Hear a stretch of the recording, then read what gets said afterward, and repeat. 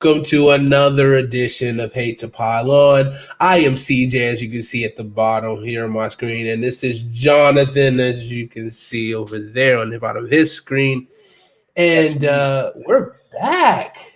We're back again. We got a lot to talk about today. We're going to try to do it in a very concise manner. But, you know, we like to pile on around Emphasis here. on the try. It's kind of on brand for us to pile on about stuff. But, of course, we got to start off with a little business. Follow us here on twitch.tv/Hate2Pylon and on YouTube, CJT Creation Box. Get us to 50 subscribers and followers on both platforms so we can do a giveaway for you guys. We want to do this. Let's get there before the end of the year. Ooh, that would be really cool. End of the year. And then we'll do a beginning of the year giveaway. Who knows? Gift us with this Christmas with some followers and subscribers on these platforms. Thank you. Thank you very much. Okay. So, man. Hot takes. I've had a crazy day. I've had a bad day, so maybe I might have a little bit more angrier takes today. We'll see. I'm gonna try to keep my temper down. As you can see, I am rocking a wrestling hoodie right here. Zero miedo means zero fear. Be on the lookout. There you go. I'm trying to use my words. Be on the lookout for Wrestling Wednesdays. I'm working on it right now. The episodes are stacking up. Stepping our foot inside of the pro wrestling world, which is a crazy world, dude. I definitely want to get you to watching some episodes. We're going to do some watch along episodes with you. There's a match. There's one match that I want your true. You might have probably seen it because you kind of dabble a little bit in wrestling Twitter. But there's a match that I want you to watch. You do, and I respect that. I like that. It's a match that I really want you to watch. I've watched it, and it makes my toes curl, not in that way, not in that weird way, but it kind of at the same time, it's one of those things that kind of it tickles my fancy, but it's it's a brutal, hard hitting match that you can't it's so good. I don't want to get you. I don't want to tell you who's in it because I know you will just look it up. I want you to we got to do a live reaction video because it happened recently and it's brutal, dude. And I watched it and I'm like, wow, and it's really good. It's really good match. You pay-per-view? No, that's the thing. It wasn't even a pay-per-view match. It was okay. I'll just say it. But don't look it up. We'll do. That'll be part of Wrestling Wednesday. All right. So it's a match on WWE. WWE NXT UK. So this is so NXT is a developmental brand that WWE has, and they're next. They're next, yes. And then so they have the NXT, which is huge, great wrestling, right? But then they wanted, so NXT is going to be their developmental brand. They want to branch out across the world. So the first expansion was into the UK, which the United Kingdom wrestling scene is amazing. Progress Wrestling, there's Rev Pro, there's definitely a bunch of indies. I don't know off the top of my head. But it's a great promotion. Really great wrestlers go there. A lot of guys who grew up in the UK scene, they start wrestling from 14, 15, super young. And then by the time they're 25, like Pete Dunne, they're pros. They're wrestling for 9 years, but are amazing in the ring. Like Will Ospreay, who's also a really good wrestler. We'll talk about that more on Wrestling Wednesdays once we get started. But these two guys, Walter and Ilya Dragunov, which is, Dragunov is Russian. Walter is, I want to say, Dutch.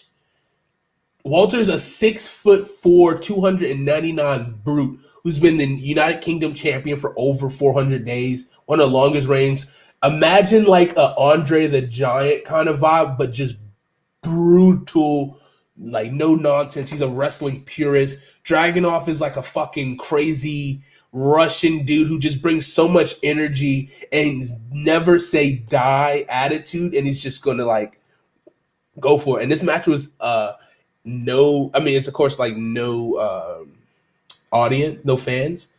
Bro, insane match, like insane. I think you'll love it. I loved it, and we'll do a reaction for that soon, like really soon. So, but anyways, Yeah, I hadn't seen anything about that actually. So yeah, no spoilers for me.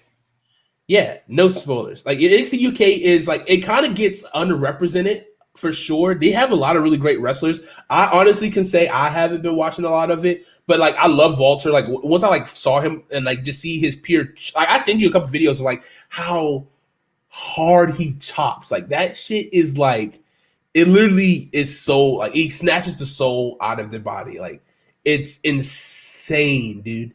There's a lot of wrestling this week. You know, there's a lot of different wrestling promotions, which we'll get into. But I'm really excited for tomorrow because MLW Major League Wrestling is it's not a new promotion, but it's been around for a while. But it's MLW Restart tomorrow, and so they're kind of did some tapings and they're going to be back up at it again. So there's some really good wrestling there to watch as well.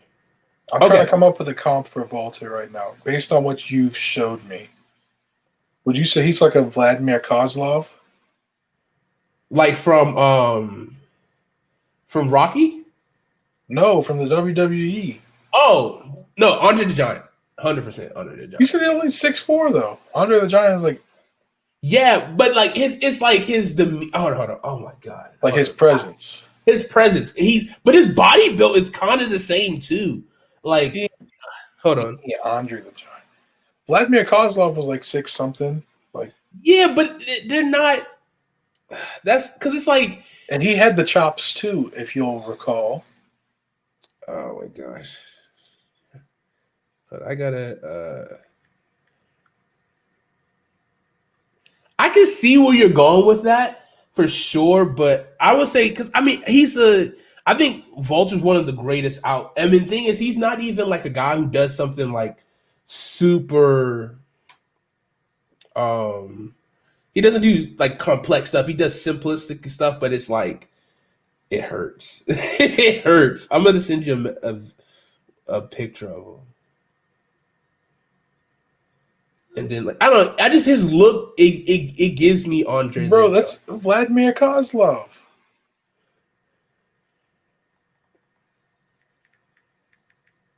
All right, I got the picture you sent me. Now I'm gonna send you a picture of Vladimir Kozlov. I mean, I can see it. I can see. Yeah, I think he's better though. He's way better for sure. Oh, he's probably better, but he's not like Kozlov's not the first guy I'm thinking of. Like it's a little different. Kozlov, when he debuted, didn't he win like 20 straight matches or something? Yeah, like they built him up to be like a stud. But it's like he's more of a. Walter is more of a. Walter body in this picture you sent me looks like Marshall from How I Met Your Mother when he was training to run the race. Yeah. He was massaging his nipples because he had the nipple chafing. And Robin walked in on him in the bathroom and he broke his ankle. And Barney had to run the race instead. Barney's a fucking douche for that too. But that's what he gets. He like his legs just went numb on him. And he got stuck on the train. Yeah. Elite show for sure. Up until the finale. But we don't speak of that. We don't talk about that. Yeah. Yeah, no, I see what you're saying. I think Walter just he's more of a purist versus a psychopath or because he's not. I mean, he's like because he's Dutch and like I don't know. It's slightly. I see what you're saying. Like look wise, it's like we'll watch more of his matches and we'll get into that. That's what I'm saying. Like I haven't really watched any of his matches. This is just based off what you showed me with the chops and then like size wise. Insane chops. Like Vladimir Kozlov went crazy with the chops when that's true. Was he was a psycho. And it's like slight differences, but we'll watch some more. We'll do some watch alongs and stuff like that. Definitely, like my goal is to make you like a hardcore wrestling fan by the end of like wrestling. Like, and I think I can because I know it's the right amount of matches and like get you to like. I mean, I don't know if you'll get to like the level I'm at where I'm really like right now like because we're starting this.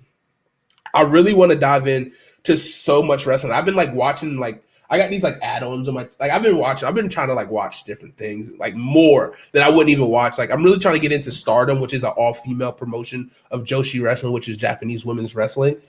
And so you have my attention. I don't know. Actually, dude, I think you'll be a really big fan of Joshi wrestling because you do love anime a lot, and it's kind of like a lot of those characters they do portray and stuff, which is really cool. So they're like a lot of larger than life characters, but these women are really small and they can take a lot of punishment, which is really cool. They do a lot of this isn't that kind of podcast. But yeah, all right. So anyways, I didn't expect us to go that crazy into that, but super excited for that. Super excited for the NBA draft coming up tomorrow night. Our boy LaMelo Ball. We are hoping he goes top 3, hopefully number 1, because big ballers only, baby. You know what I'm saying? Never lost. I don't know if I like that fit though. Like it would be cool for him to go number 1, but I don't know if I want him in Minnesota. No, I mean we did okay. So a fit that we talked about, we went back and forth about, or not really back and forth, but it was a good like thing we were talking about. LaMelo Ball going to the Warriors and the Warriors somehow finding a way to trade for Steve Adams from the Oklahoma City Thunder. So they're kind of like blowing it up, kind of like I don't know, like who's the head coach? Because the where did Billy Donovan go? Did Billy Donovan go to Brooklyn? Not Brooklyn. Chicago. He went somewhere. I remember he signed somewhere. I was like, wait, wasn't he? I thought he was the coach in like Oklahoma City, and he just bought them to the playoffs, which was like also a shocker because like they played really well for a team. They just thought it was going to tank and they were going to trade Chris Paul like after like the first like 8 weeks or so they can just get more picks. All right, I've never heard of their coach before. Mark Daignault.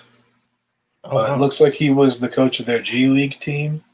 Really? And they just brought him up to coach That's interesting. The actual team. So he could be like a Nick Nurse. Nick Nurse is definitely one of the best coaches. You can fight with it. Nick Nurse is definitely one of the best coaches in the NBA right now. I mean, especially like what he's done, like where he was a G League coach, came up, and then he replaced Casey, Dwayne Casey. And people were like, oh, he's not going to be as good because Dwayne Casey's a great coach too. I think, is he still with Detroit? Sheesh. I think he is. He was only been there for like a year or two. What Dwayne Casey did in Toronto was great. But then the fact that Nick Nurse comes in, of course, with Kawhi Leonard, of course. And that's the thing that's kind of unfair to Dwayne Casey is he was getting them to like the Eastern Conference Finals or semifinals every year, only losing to LeBron. And then the year he leaves the Raptors, 1, LeBron leaves the East, and 2, get Kawhi Leonard. So, yes, Nick Nurse took them to that next step, but you can't tell me Dwayne Casey wouldn't have done the same thing with the same circumstances. Maybe, maybe not. But then also at the same time, though, then this past year where you got Kawhi Leonard is gone and, Pascal Siakam has been the star, the growing star. ICP. He's still got that, like, people thought, they're just going to be like rebuild, after you lose Kawhi. But, like, no, they're still a competitive team. I'm pretty sure they still finished, third, top 5, definitely top 4 in the East. It's been so long. I think regular season they were like top 3. I'm not sure where they finished in the bubble. So, and their team is still pretty good. I mean, you had the guys that do well, but Nick Nurse definitely he still coached that team up. Oh, yeah. This year is more a testament to his ability to coach, in my opinion, than last year. But I think in hindsight, it kind of makes you appreciate him more now what he did with this past season. To like, okay, yes, he had Kawhi Leonard for sure, but he also was kind of like to vary off that. Like, I feel like with Ty Lue, I was like kind of like, all right, Ty Lue won the championship with Cleveland, but it's like, how much was that Ty Lue coaching? And like, I know he was like a hot executive. Like, I guess people still appreciate his coaching probably people who know way more than me about basketball. So like my always biggest thing is like, how much was Ty Lue, like, was he just a mouthpiece like for LeBron James, what he wanted to do? He's like, yeah, bro, I agree. That's a good idea, bro. Good, bro. Do what you want to do. Run the offense you want to run. You know what I mean? Can I call timeout, LeBron? Can I call timeout, LeBron? Yeah. All right. Timeout. You know what I'm saying? Like, that's what I thought when he first got there. But I mean, apparently he's been garnering a lot of like interest. I mean, he's the head coach of the Los Angeles Clippers currently. So obviously, and he was also looked at possibly being the head coach of the Los Angeles Lakers before they got what the fuck is his name? Frank Vogel. There you go. Who looks like you watching Practical Jokers? Not religiously, but I've seen it before. But he looks like Joe from Impractical Jokers, who's like balding. I can't unsee it. I just can't unsee it. I think it's like them like literally at like they're like pranking him. Like he's like Joe's like he became the head coach of the Los Angeles Lakers somehow. Like I just can't unsee it. I can kind of see it. Him, and then like of course you got Jabari Parker and the old school Childish Gambino, how they look like, They say they look like Jabari. They say balling like Jabari Parker. They say I look like him. If we met, that would be awkward. Break out the Sudafed because the flow cold. Bars. Anyways, you gotta appreciate bars. But yeah. So I don't know. Like, is Ty Lue that good of a coach? Now we'll see with the Clippers what kind of job. I mean, he has Swaggy P and Kawhi Leonard. I mean, those are great players, but it's like how you can mesh that team, because that team should have been all defensive last year. Like, and now I think Kawhi Leonard wants to get that team all reconfigured and try to do something different. I don't know what they can do different. Definitely be a better scoring team, but I mean, I don't know. What do you think? I think that's part of the reason Doc Rivers is gone, is because Doc Rivers is a defensive-minded coach, and he has Kawhi Leonard and Paul George, and Luka Doncic still dogged them. So that, for Steve Ballmer, the owner, to see that your defensive-minded coach has two borderline defensive player of the year candidates, maybe not this year, but in recent years, they're both definitely first two guys. So the best wing defenders in the league are two of them, and they just could not stop Luka Doncic. That had to be eye-opening for him, and I think that's part of the reason why Doc is gone. Yeah, I agree. So yeah, I mean, if you sell something that, hey, this is supposed to, make you lose weight, and you don't lose weight, then something's wrong. So you gotta fix it. You gotta find something that's actually supposed to do what it's supposed to be doing. So yeah, draft is really exciting. This definitely, we don't really know what can happen. There's a lot of variables that can go around. Will the Warriors trade the pick? Will they get Wiseman? LaMelo on the Warriors would be cool. Will the Timberwolves trade the pick at number one? Will the Bulls make a trade up? Will the Hornets make the trade up? That'd be interesting. There was a lot of trades last night, actually. There was a lot of trades. There's a lot of like potential trades that are still being explored. Like Russell Westbrook and James Harden both want to be traded. But the Rockets front office has come out and said that they're, I think today they said they're willing to be uncomfortable by holding on to players that they know want out. So that's something to watch. The Rockets are apparently asking for a young star and a multitude of picks for James Harden. For Russell Westbrook, they apparently want washed up point guards who haven't played in 2 years or something, by the name of John Wall. I don't think John Wall's washed though. He definitely won't have that same explosion. I mean, he definitely. Did he get both his Achilles repaired? So I don't know. It's just fun to say John Wall. 2 years back to back.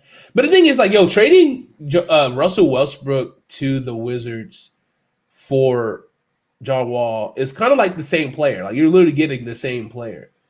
See, I think the Wizards just need to trade Bradley Beal and just go ahead and hit that rebuild button. Hey, Bradley Beal to Milwaukee Bucks. I'm here for it. I don't think that can't happen now. Yeah.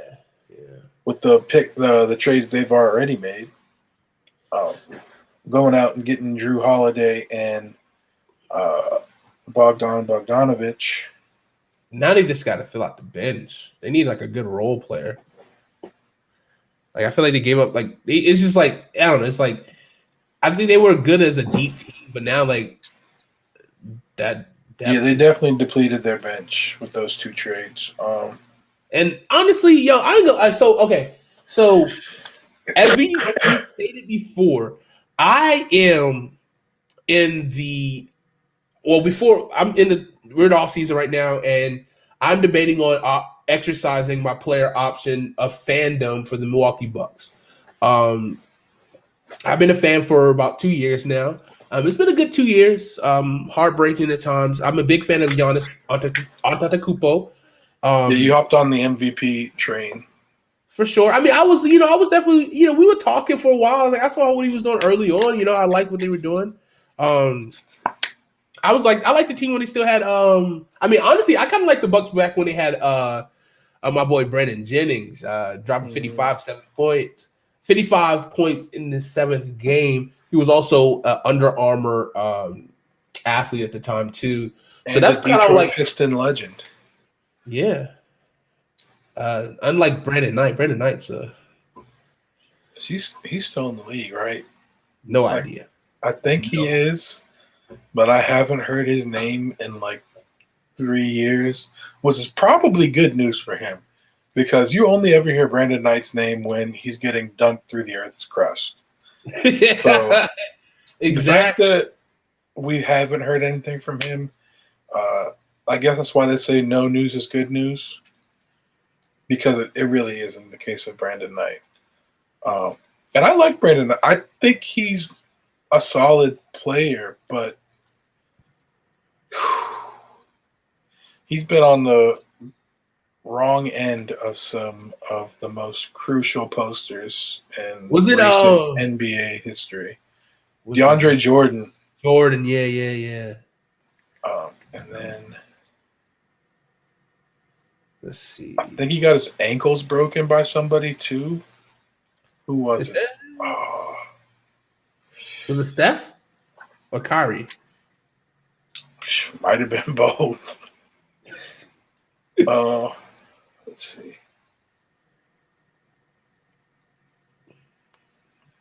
Says he's back with the Pistons. Kyrie.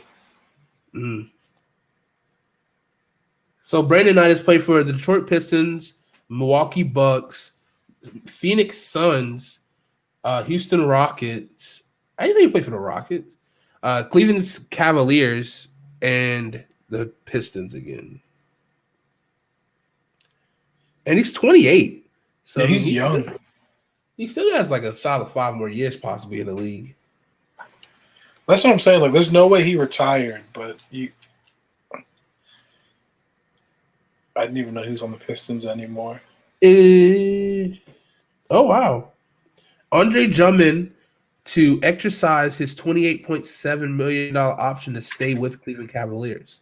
Yeah, because he's keeping that bag. He knows if he opts out, nobody else is giving him $29 million a year. True. I don't blame him. Dang. I mean, they got Cody Sexton. Who else do they got on that team? They got the 5th pick or the 6th pick. They have the 5th pick, and then they got Darius Garland. Is that his name? And Colin Sexton. That's what I'm thinking of. Colin. That's the guy. Who did I say? You said Cody Sexton. Yeah. But yeah, they drafted 2 guards in the first round each of the last 2 drafts. So that's why I can't see them going guard again. But you never know. You never know. You gotta keep hitting until you can get one. I did see that the Boston Celtics were frantically, that was the word they used, frantically trying to trade for James Harden and offering Kemba Walker and Gordon Hayward. I did see that, and I believe Danny Ainge tried to trade for James Harden when he was on the Thunder before he went to the Rockets. So I think he's had some interest in him for a while. So I could believe that. But, I mean, I feel like Boston probably wants to get rid of Gordon Hayward anyway. Yes. Honestly, Boston is so not loyal to anybody. Like they did Isaiah Thomas. And his career just dropped. And like he was like an MVP caliber player that year until he fucked up his hip and they just shipped him off. And he hasn't been able to find his footing since. And honestly, I don't know where he's at right now, but Isaiah Thomas on like a Clippers team might not be bad. Or like I think it was with the Nuggets most recently, if I'm not mistaken. But I don't know, like a team that's like who has like a tweener. Maybe like the Hornets possibly. I don't know. Yeah. Not only did he ruin his hip and was playing through that, he also played through the death of his sister. Yeah, I forgot about that. And then they traded him as soon as they lost, basically. No loyalty in the NBA, man. No loyalty at all. Very dirty. But, yeah, it's a shame. I'm going to pick, I'm going to do something fun. All right. I'm going to pick a player in this draft, NBA draft. Okay. That I'm going to be a fan of from day one, and I'm going to bet my chips on he's going to be good. And it's going to be someone I've never heard of, and it's going to be an international player. Okay, I was about to say it can't be LaMelo, because are we both doing we're already. That's what I'm saying. I thought you were cheating. No. No, I want to do something. I want to see if I can pick them. I have no idea about any international players, which I never do. So I'm going to do this. All right, I'm going to Google right now.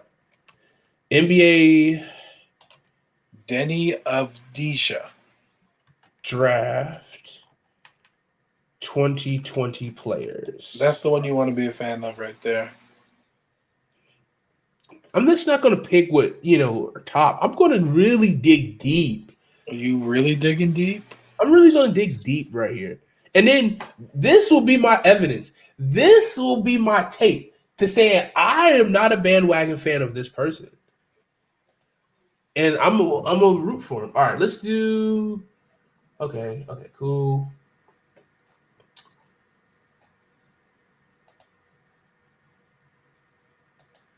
All right, let's see.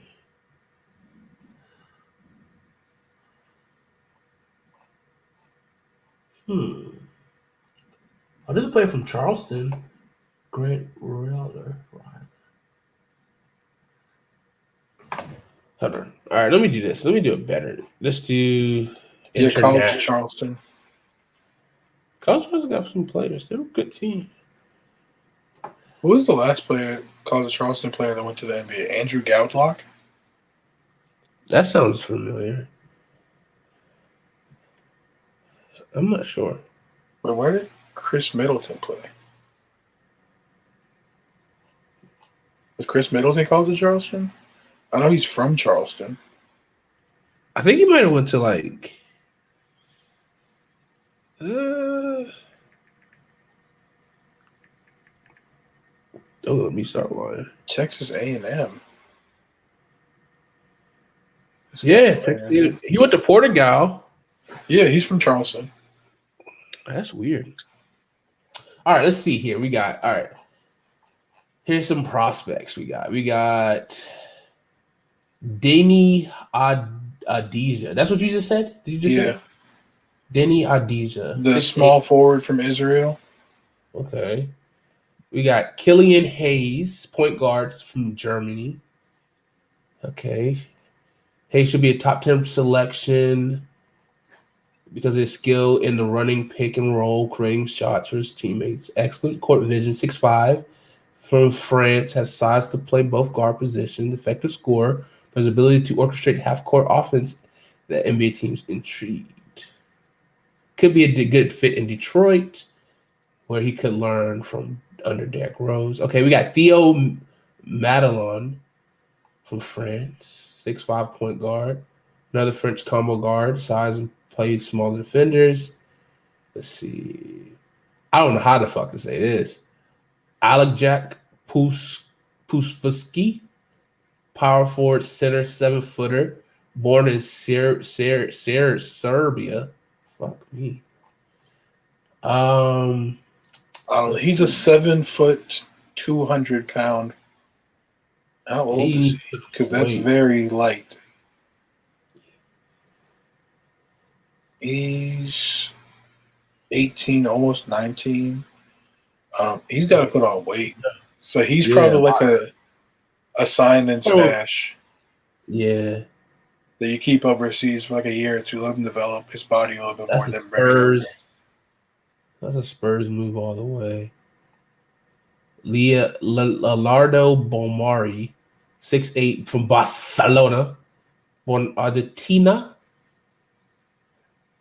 Let's see. Udonka Azabuki, Kansas, from Nigeria. This man got some size to him. 6'11", 260. I like it. Let's see. Likely would have been the lottery pick in the past decades because of his low post scoring. He came into a strong at the end of the senior year at Kansas, including 23 point, 19 rebound, 3 block effort against Baylor, and 31 point, 14 rebound, and 5 block performance against TCU. He should be able to score effectively in the NBA, but opposing teams will take advantage of the lack of quickness and defensive end on the defensive end and put him in multiple pick and roll action. Okay. We got a Maker. Yeah, Thon Maker's brother. Oh, 6'11" from Kenya. Athletic, advanced ball handling skills for a big man. Create his own shot off the dribble. Averages 14 and 7 while shooting 73% from the field last summer on AAU circuits. Not distinguish himself on NBA level, but Maker is getting a second round look from the teams. Okay. All right. Out of those guys, I'm going to go. This guy really stands out to me. No, maybe. I like this guy from Kansas, a brooder, big guy, but it's different NBA now. I'm feeling a little Frenchy, you know what I'm saying? I'm going to go with Theo Maledon. There you go. Theo Madelon. I'm a fan. 6'5" point guard from France. Avils. I think he's going to be good. I like his look.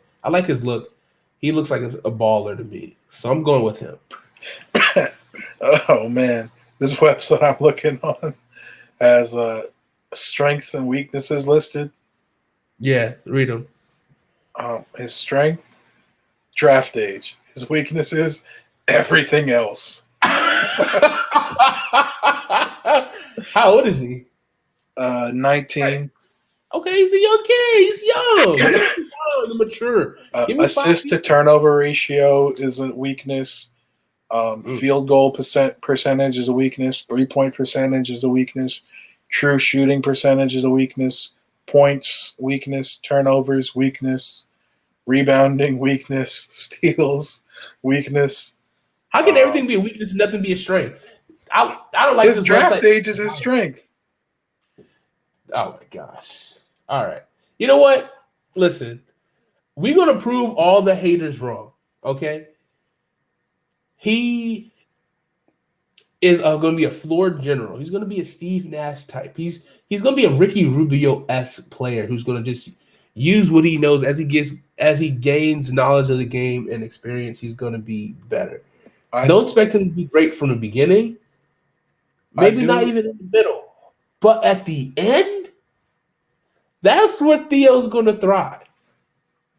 I do applaud you for picking a point guard from France and not going with Killian Hayes. It's a ballsy move. Anybody could have went for this guy. You know what I'm saying? Top 10 selection. I think I'm off point guards from France, though. Young point guards from France. What was the last one? It was Shooters from Germany. Frank. From he was little. Yeah, I mean he's been playing. He's been playing. Not really. Doesn't been averaging like 4 minutes a game. Oh, Knicks stink, man. Knicks stink. The Knicks do stink. Hey Theo, baby. Look, I'm rooting for you on tomorrow night. We're gonna at you hard, bro. We're gonna look, bro. I'm gonna be a fan. We're gonna clip this, and hopefully you become a fan of the show. That'd be great too. But I'm rooting for you to be a star. Or I'm rooting for you to be a star. I know you're gonna be. I'm gonna prove all the haters wrong. What's that website called? Fuck the website. Who even cares? We're gonna block out the haters. It's me and you, Theo, bro. It's me and you. We are going to go to the top together. This podcast is going to go to the top, and you and your NBA career is going to go to the top. And once we reach the top, we're going to laugh at all the haters. Let's do it. All right. I'm also going with a foreign-born point guard for my 2020 NBA International Player of the Draft that we're going to be a fan of. I'm going with Yam Madar from Israel. 6'3" point guard, 180 pounds, 19 years old. He's projected even lower than your guy. He's like late second round, so maybe he won't even be drafted.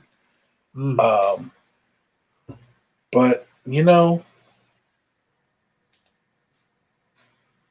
his weaknesses, it's not everything, so that's a start. His strengths are free throw percentage, assist to turnover ratio, blocks, draft age, turnovers, and assists. So he sounds like a true floor general. He's creates a lot of assists, doesn't turn the ball over, and when he gets to the line, he makes his free throws. That's what you want in a point guard. That's true, but it floor also general. Theo's going to be a great floor general. Listen. He's going to be a great floor general because the reason why his assist to turnover ratios floor general Custer, because his talent around him wasn't good. Just imagine him playing on the Bucks. Imagine him playing on a team that has good talent. Imagine him playing on a team. Imagine him playing against good talent. Again. I mean, listen. We got to worry about against them. I'm talking about with them. See, you're always trying to put people against each other, but how about we come together and come with each other, okay? Let's do that instead of putting people against each other. It's not always a competition in the NBA, okay? What they say, the NBA is a brotherhood. When they say that? I don't know. I'm just I'm calling it now. It's a brotherhood. Once you reach that pinnacle of professional sports, the pinnacle of professional sports, it's a brotherhood because not everybody can reach this level. And the air feels oh so fine up here. Let's see. Yeah, I'm excited for the NBA draft. NBA draft is going to be a lot of fun tomorrow. We'll do some recap. We'll see where our guys went. We'll check on that Thursday when we have the picks. But for our fallout from the draft. We're excited to see where James Wiseman lands. Also, we're clearly LaMelo fans. But I'm also a fan of James Wiseman. I think he's a very interesting young guy. He barely played last year at the collegiate level because of injury. But, he's a big dude, athletic. Was it eligibility too? Huh? Wasn't some eligibility issues too? Some allegedly. I love it. Allegedly, baby. But that never stopped anybody. Hey, that's true. Reggie Bush, we're looking at you. Except for Still maybe hasn't JT won. Daniels at Georgia, but we'll get into that a little bit later. Yeah, so I'm excited to see where James Wiseman lands. The top three in some order is probably going to be Anthony Edwards, James Wiseman, and LaMelo. I would like to see LaMelo or James Wiseman in Golden State or Charlotte. I like the fit for both of those guys in either city. Hey, come to Charlotte, baby. I'm coming to see you. I'm coming to see you, baby. Let's do it. Yeah. Maybe Charlotte will draft your guy, Theo Maledon. Hey, look, I will come and see him responsibly and safe, of course. I would love that. That'd be awesome. Hey, come on, Michael Jordan. We know you have an eye for talent. You know you've been one of the best talent evaluators in the league. Do your damn thing and bring my boy on, Theo.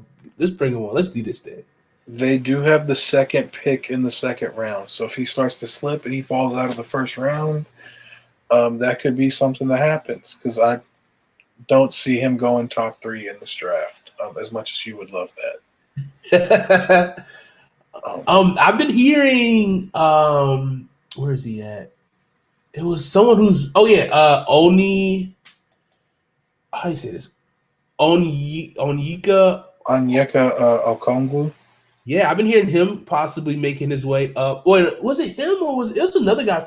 Isn't like 2 guys from USC that's been I don't know, possibly making his way up into the top 5, top 3 in the draft. Obi Tompkin from Dayton, I kind of like him. I saw some of his play as well.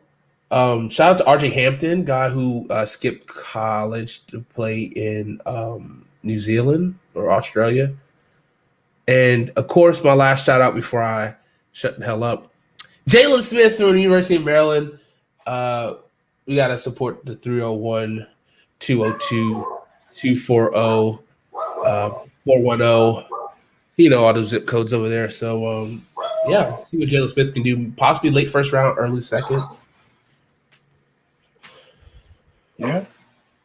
But, yeah, we're excited to see what happens. There was a lot of thought that the Timberwolves could trade the first overall pick, possibly in a deal to bring Devin Booker to the Timberwolves, as he has expressed interest in playing with mutual interest in playing with Wiggins, right? D'Angelo Russell yeah. and Karl Anthony Towns, but with the Suns trading for Chris Paul, that appears to be off the table. So, yeah, it looks like they're going to make the pick now. Who they pick is, it's up in the air at this point. I don't think anybody knows for sure.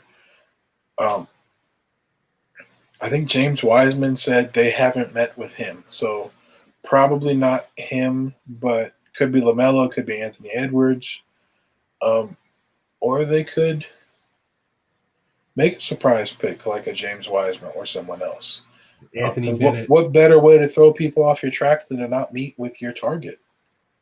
Ooh. Chestnut checkers, baby. Facts. But, yeah, we'll see what happens. It should be an interesting draft. And not even the picks made themselves, just all the intrigue that goes along with the drafts, all the trade of veterans that happens around draft time. Yeah. Already it started off last night. Yeah, some trades started last night. We'll see if Russell Westbrook or James Harden get moved between now and tomorrow night. Dude, Devin Booker to the Timberwolves will be crazy. That's a crazy trio. It's over now. It's over. Forget about it. It is over. But just thinking, Forget about it. Back in that moment for a second, I don't know. On paper, it sounds amazing, but I just don't know how they would actually gel and win games. Devin Booker's been winning as of late, especially in the bubble, but those guys just are not proven winners individually. Well, I mean, D'Angelo Russell had some winning games in Brooklyn. So, I mean, I don't know. Maybe they can be winners together. Who knows? Literally nobody in that trio plays defense though, so that would be a problem. You can figure it out. So you get role guys for him. Where did Robert Covington just get traded to? He got traded to the Trailblazers. That's right. I think they traded like 2 first rounds for him too. Yeah, some of these trades I don't know about. The Bucks did give up 3 first-round picks for Drew Holiday. That doesn't really bother me that much because the Bucks are probably going to be picking like 26th or later. Those, I don't even know if they're the next couple of years picks. I think they're like future first-round picks, so that could be a problem. But if they're like this year, next year, the year after that, those picks should all be like very late first-round picks. So that wouldn't bother me. Second round, yeah. What bothers me is that they got rid of Eric Bledsoe, he's a good player. Like Drew Holiday's also a very good player, but I don't know that Drew Holiday's that much better to where I would include 3 first-round picks, 2 pick swaps, and George Hill just to move on from Eric Bledsoe to Drew Holiday. Yeah. It just seems like a lot. The Robert Covington deal seemed like a lot. It's interesting. Just the value of picks must be different right now in the league, and so that's that's one thing is picks in 2022. I think is the year the one and done rule goes away. Oh, so those picks.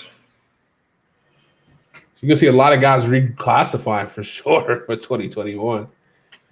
Yeah, like you'll be able to see high school guys, and it'll be the last class of one and dones. So it's basically like a double draft class. Wait, so does that mean that with the one and done rule leaving, that's where guys could come back out of high school again, or they have to be in college for 3 years? They can come straight out of high school again. Oh wow. Okay. So it'll be like a double class because you'll have all the one and dones that played college the year before, and you'll have that high school class. So it's like a double draft class. I believe it's 2022. So that's why future picks could be like if they're 2020, especially that draft, but later on look more valuable because you will have the one and dones or the straight out of high school again. So that's something to watch in the future. But yeah, I'm trying to think if there's any other trade proposals that we've seen that we haven't talked about yet, or trade rumors, I should say. I saw Gordon Hayward to Atlanta, maybe. Oh, I don't really like that for Atlanta. Who would they give up? I don't even know, but they're taking on his contract, and that's what I don't like for them. It's a big contract. It's a shame. Like I feel like it's like one of those things where it's like think about it, like Gordon Hayward literally like destroyed his leg. Like what the first game of signing with the Celtics, and within like a year of, has it been 1 or 2 years since he's returned? I think he returned late last year, and this was his first full year back. And they're already trying to trade him, which is I don't know, man. I don't like the Celtics. I think Celtics they were trying to trade him as soon as he came back. Fans were like, "Get this man out of here. He stinks." I was like, "Bro, Boston sports fans. All right, I'm telling you, the worst. The worst. Them and Dallas fans and Philly, but mostly Boston and every other city." Any city you can think of, your sports fans stink. Basically, sports fans in general, man, we're just a bad bunch. We are a bad bunch, yeah. Very unrealistic things, but it's a silver lining of it's like unrealistic until it's not. Yeah. Like, bro, you look at some of these, especially in the NFL, some of the trades that have happened in the last year or two, people getting Marcus Peters for a 5th-round pick, Calais Campbell's for a 5th-round pick. Right. DeAndre Hopkins for a 2nd-round pick. That's like a Bill Belichick trade. He's like, yeah, I could have got him for a 2nd round. Imagine if DeAndre Hopkins. No, Bill Belichick couldn't have traded a 2nd-round pick for DeAndre Hopkins because he traded it for Mohamed Sanu. Imagine if he didn't trade for Sanu and got Hopkins instead for a 2nd round. Imagine that. Oh yeah, this team would be completely different. I'm pretty sure Tom Brady. I wouldn't hate it. Cam would be eaten right now. Well, Cam be eaten, or could Tom Brady still be there? Nah, Tom Brady would still be gone. You never know. Maybe it's you finally got me a weapon, like the best weapon you can possibly get. That could have went a long way. But talking about a long way, let's go to college football ranks and let's talk about some college football news. Which the biggest news in college football this past weekend was that I won't say it stunk, but a lot of games got postponed / canceled. Maryland, Ohio State game, which I was really looking forward to. Coastal Carolina playing this past weekend got canceled. I was really looking forward to that game. I think they played App State. Was it supposed to be App State? I think so. Coastal App State. Or that's next week. That might be this coming week. Let me see. Coastal. Yeah, they're supposed to play Troy this week. So, App State is this week, so that's a pretty good game. Hopefully, he can get cleared to go to play this week. Yeah, It was so many games that I didn't realize that were canceled, and then I think that was the biggest game, the Coastal game. I was really looking forward to watching at 12:00. You told me about it. 12:00 game, ESPN2, perfect. Tune in to ESPN2. I'm like, what game is this? Army? I don't want to watch Army. Respect to Army and everything like that, but it's like, yeah, I wanted to watch Coastal. We're big fans of Coastal on the show, and. Yeah, it was really heartbreaking. Georgia was off. LSU, Alabama gone, Mississippi State gone. Herm Edwards, thoughts and prayers to Herm Edwards, who tested positive for COVID. You hate to see that. Especially Herm Edwards is probably in his 70s, I want to say. Like, he's not young. Definitely. Yeah, he's not young. Definitely a physically fit guy for sure, but hopefully he's kicking his butt. It was a bummer. It was a big bummer this week for college football. Of the top 6 ranked teams, only one of them, Notre Dame, who's number 2, played last week. Clemson was on a bye. Georgia, who was Georgia supposed to play? I just had it pulled up. Ohio State and Maryland was canceled. Canceled. That would have been a good game too, I think. Missouri. Ohio State was 3. Alabama number 1. LSU postponed. Texas A&M's number 5 against Tennessee postponed. Number 12 Georgia against Missouri postponed. So a lot of postponements in the top 25. That's 1, 2, 3, 4, 5, 6 games. And then Clemson was on a bye week. So 5 of the top 6 teams did not play.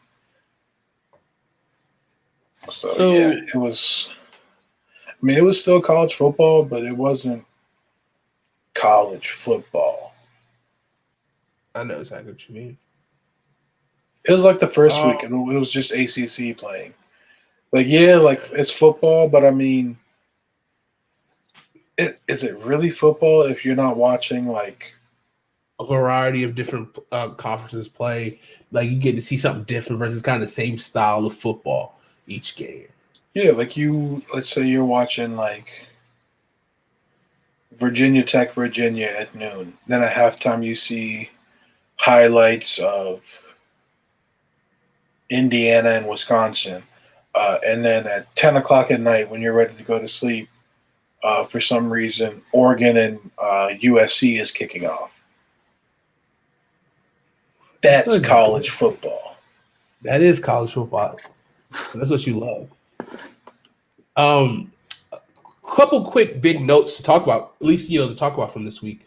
Michigan stinks. Facts. Big stinks. Wisconsin was a Jim big dub. Jim Harbaugh's he's got to be gone after this season, man. No way around it. To be. I mean, he has to be gone. And the Michigan job will be one of the most coveted jobs in all of college football. They try to go after another big name, a big NFL name, where they come up from a young, up and coming, guy. That'd be interesting. Let's see. What are you eating? Don't worry about it, sweetheart. Don't worry about it. Okay, so Michigan snacks. Yes, you do. Michigan big loss 49-11 to Wisconsin, 13th ranked. Not a good look. They're 1-3 to start the season. Upset alert, or you can call it that possibly. Tulsa beating SMU, 7-2 SMU, and taking the loss to Tulsa, who's now 4-1. USC continues to win a streak against Arizona, owning the state of Arizona, beating Arizona this week after beating Arizona State last week in a close one. Both close games that came down to the wire. USC's 34-30. Shout out to Liberty University. We're looking forward to that big showdown against Coastal at the end of the year, which should propel one of those two teams into the playoff, which we hope. But it's only fantasy booking. They go to 8-0. With a huge win over Western Carolina, 58-14. Let's see. We got Oregon, some Pac-12 action, beating Washington State 43-29.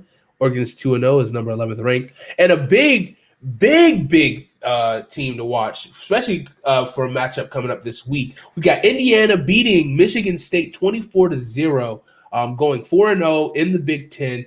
And this Saturday, a huge showdown between two big teams, which right now Indiana is number 1 in the Big Ten, taking on the Ohio State University. This should be a really good game, barring that it can get cleared to go. But Indiana versus Ohio State, who do you think comes out in this game next week? Or this week, excuse me. It's the same as the last 6 years for me. It's Ohio State until it isn't. Very true. I just can't see any team beating Ohio State with the talent that they just recruit year in and year out compared to the rest of the Big Ten outside of Michigan. Michigan still gets recruits and just does nothing with them. It just doesn't make sense. It doesn't. But the fact that they get that talent and have competent coaching around them just sets them apart from the rest of the Big Ten. And I'm going to pick them to win the Big Ten every year until they lose, which I don't see happening this week. Indiana has been really good, especially the quarterback play with Michael Penix. Please say the X. I think he threw for over 300 yards. Yeah. 25 of 38 for 320 yards and 2 touchdowns. Also 2 picks against Michigan State.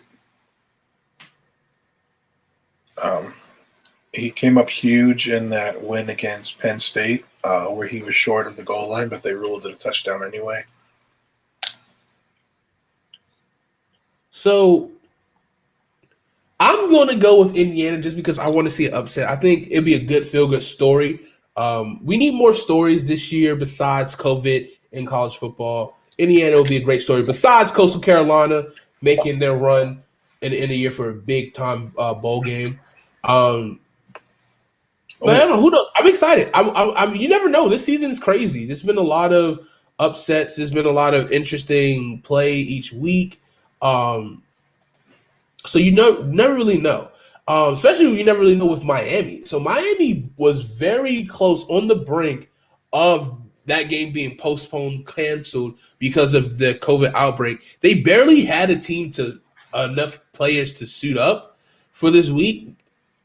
And they was able to squeak out a victory against Virginia Tech.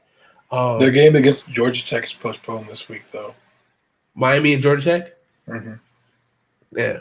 Well, this gives them some time to heat up. I mean, getting a dub, going 7-1, 6-1 ACC, a number 9 in the overall rankings is good. They definitely could use this week off to try to get healthy. But yeah, that was a pretty impressive victory, squeaking it out by 1 against Virginia Tech. Yeah. Let's see. I'll go to the one top 6 team that did play this week was number 2 Notre Dame against Boston College. Notre Dame pulled out the 45-31 win. Looking good. Good to the team. Booking good with quarterback Ian Book having a really good game, completing 20 of 27 passes for 283 yards and 3 touchdowns, and also leading the team in rushing with 10 carries for 85 yards and a touchdown. Yeah, he's really taken his game to the next level from the last couple of years. I remember when he was a freshman, people were talking about him as a potential first-round pick. And then he played more games, and people realized that was dumb, and he was clearly not a first-round pick. And then to the point where some people after last season were saying he might not even be draftable. But this year, he's definitely turned it around. I definitely think he's played himself into being drafted. I'm not sure what range he's looking at. Probably like mid-round, 3rd to 5th round range. But yeah, there's a lot of interesting quarterbacks available in the draft this year if you're a team that needs a quarterback. I'm not sure how many I actually have faith in of being a franchise guy, but there could be a Dak Prescott in this draft. There could be, and some are like that could be Ian Book. Like he's put up numbers, but at a big program, but it's kind of flying under the radar. Dak didn't really fly under the radar. Like he was a Heisman candidate, but for some reason he just went late. Like I guess people thought he was like a gimmicky quarterback and couldn't. Yeah, I mean, you still had that talk about being like those athletic quarterbacks. It's still like it's crazy to me that like athletic quarterbacks still just didn't look. I mean, also let's talk about black quarterbacks as well, like succeeding in the next level. It's one of those things too that like it was crazy to me that like especially athletic quarterbacks, they're like, oh well, I don't think it'll translate to next level. But like now, like being an athletic quarterback is a pro, and that's what they're looking for. Oh, he can't run a little bit. We need someone who you can't be a stick, but you got to be a little bit of Josh Allen. You need a little Josh Allen in you, So it's crazy the stigma for quarterbacks in the NFL has changed so much. But 6 foot, 7 foot, 8 foot. We forgot about the 6 and 7 team that did play this week. Florida took on Arkansas in a battle, which, I mean, Kyle Trask is doing Kyle Trask things. He has been setting the world on fire this season. He was 23 for 29, 356 yards, and not 1, not 2, not 3, not 4, not even 5 touchdowns. He had 6 passing touchdowns. And I'm pretty sure he did it.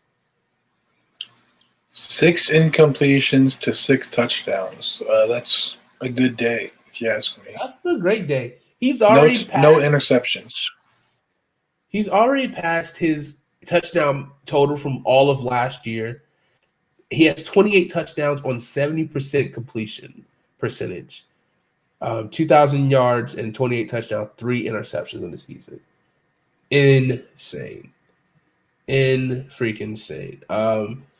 Yeah, I mean, he could be a guy. He's 6'5", so he has a good body strength, good strong arm strength. Senior. I mean, he's probably. I mean, he's pretty good. He's pretty good. He's definitely, his stock is going to be rising, for sure in the draft. See how he finishes out the season. See what they can do later on. I mean, very accurate passer. I mean, I want Kyle Pitts as my tight end any time. Kyle Pitts didn't even play this week, so that just makes Trask's performance even more impressive. Because he is without his number one weapon. He is, and he is every definition of a weapon for sure. And he's like a tight end that's built like a wide receiver, but like, I think is it like Kyle Pitts is like what 6'4", but he's like I think he's 6'5", 240 maybe. So it's just like insane. Hopefully, I don't care. I don't know. I want Washington to pick him up because we need a tight end so bad. I mean, Logan Thomas is out. Kyle to Kyle. That'd be great. I don't care. At this point, I don't care. I don't know. Kyle Allen to Kyle Pitts. Whatever. It's coming. You're not gonna piss me off. You're not gonna piss me off today, okay? That's not what you're gonna do. I think I already did. No, listen. This is me calm. I'm calm right now. No, not this. I'm talking about with what I had for dinner and with what you did not have for dinner. Let's not go into this. What we will go into is Cincinnati. Also, them wings were slapping. Cincinnati picking up the victory over East Carolina, 55-17. And I hope Jonathan has crazy indigestion and shits for days. I will, because I had mango habanero. And they're fire in more ways than one. And fire is the Cincinnati Bearcats. They have been playing really good football this year. They're kind of flying under the radar, kind of, sort of.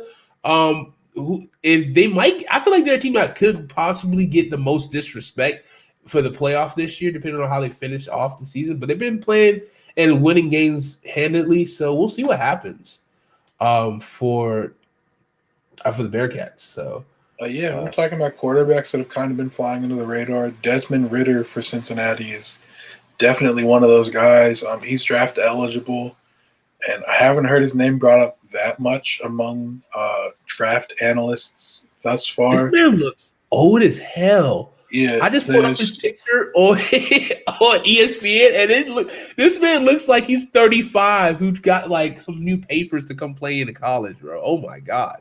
Yeah, 6'4", 215. He looked real old. But he's a junior, and it doesn't say red shirt. So he could only be like true 21, junior. 22, like a true junior. That's cap. I mean, probably, but he's got 1,483 yards, 14 touchdown passes to 6 interceptions.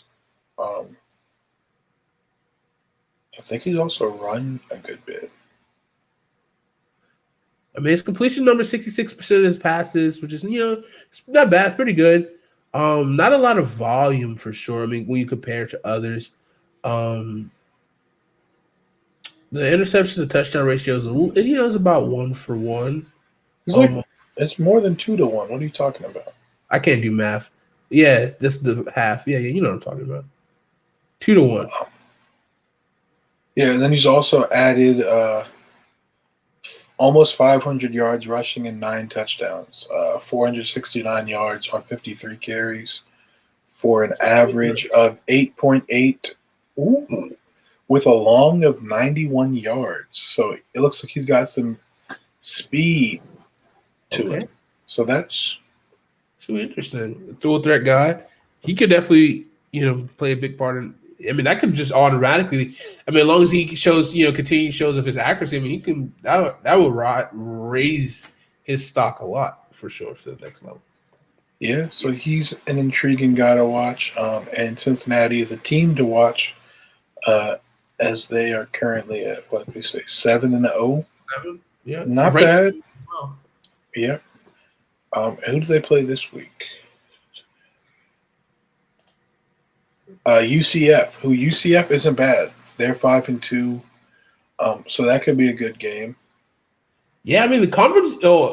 Excuse me. They're in the American Conference, and American Conference has, I mean, some pretty good teams. Like SMU is 7-2, Tulsa is 4-1, UCF is 5-2. I mean, Memphis is 4-2.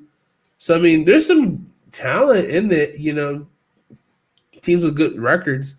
So it's like, even if they get some wins, I think Yeah, Tulsa. They finished the season off with Tulsa, who is 4-1 currently, and Currently they're ranked 25th. yeah. So if that keeps on at the trajectory it's at, I mean, that could be we could be headed for a big, another big win because right now, Cincinnati has a win over Army, who is currently ranked 22nd. So that's also good for their strength. SMU they got a win over who's 16. So I mean, with They if were Tulsa, 16. I think they've fallen out of the top 25 now. but yeah, at the time they were 16th, but still, Yeah, at the time for sure. So yeah, I mean, we'll see what happens with Cincinnati. Hopefully, they can get some respect put on the name. If maybe a couple big upsets within the top 5, top 4 happen, you'll see them start to make the climb up. Yeah, you mentioned Indiana, Ohio State earlier as a battle of top 10 teams. Number 9 Indiana, number 3 Ohio State. Another Big Ten showdown we got, which is a battle of top 19 teams, is number 10 2-0 Wisconsin versus number 19 4-0 Northwestern. That could be a good game. Wisconsin has looked really good, but they've missed 2 games because of COVID. I think the whole quarterback room got it, basically. Yeah, they should be back. Which makes it tough to play. Yeah, this game should be on. But they were cleaned out for, I think, 2 weeks there with COVID, not having a quarterback ready to go. But hopefully that game is going to be cleared to go because that should be a good game. Northwestern have been pretty good this year. Yeah, Northwestern defense is always solid. Patrick Ramsey, the quarterback's thrown for 723 yards and 6 touchdowns to 4 interceptions. So not great in 4 games, like just under 200 yards a game and almost a 1-to-1 touchdown to interception ratio, which is not great. The Wisconsin quarterback, Graham Mertz, has actually thrown for more touchdowns in 2 games. So, yeah. I want this to be a close game, but I think Wisconsin is pretty good. They're probably the second best Big Ten team behind Ohio State. Maybe Indiana has something to say about that this week. We'll find out. Yeah, don't disrespect the boys over there in Indiana. I'm calling for an upset this week. Mark my words. We'll talk about it next Tuesday's episode, but I think Indiana can pull it off. I think those are the top 3 teams in the Big Ten for sure. I'm not sure. Whoa, hold up. Hold up now. Oh, you're right. You're right. Top 4. Top 4. I forgot about our Terps. Maryland has been playing good. Leah has been playing well. He's been, him and Lockley are definitely get a good mesh. Super. I love the talent that they have at wide receiver with Jarrett and I just saw his name. Both local guys, local bred. Number 12. Why am I blanking? Holy crap. I apologize. I should do better. Let's see if I can find it.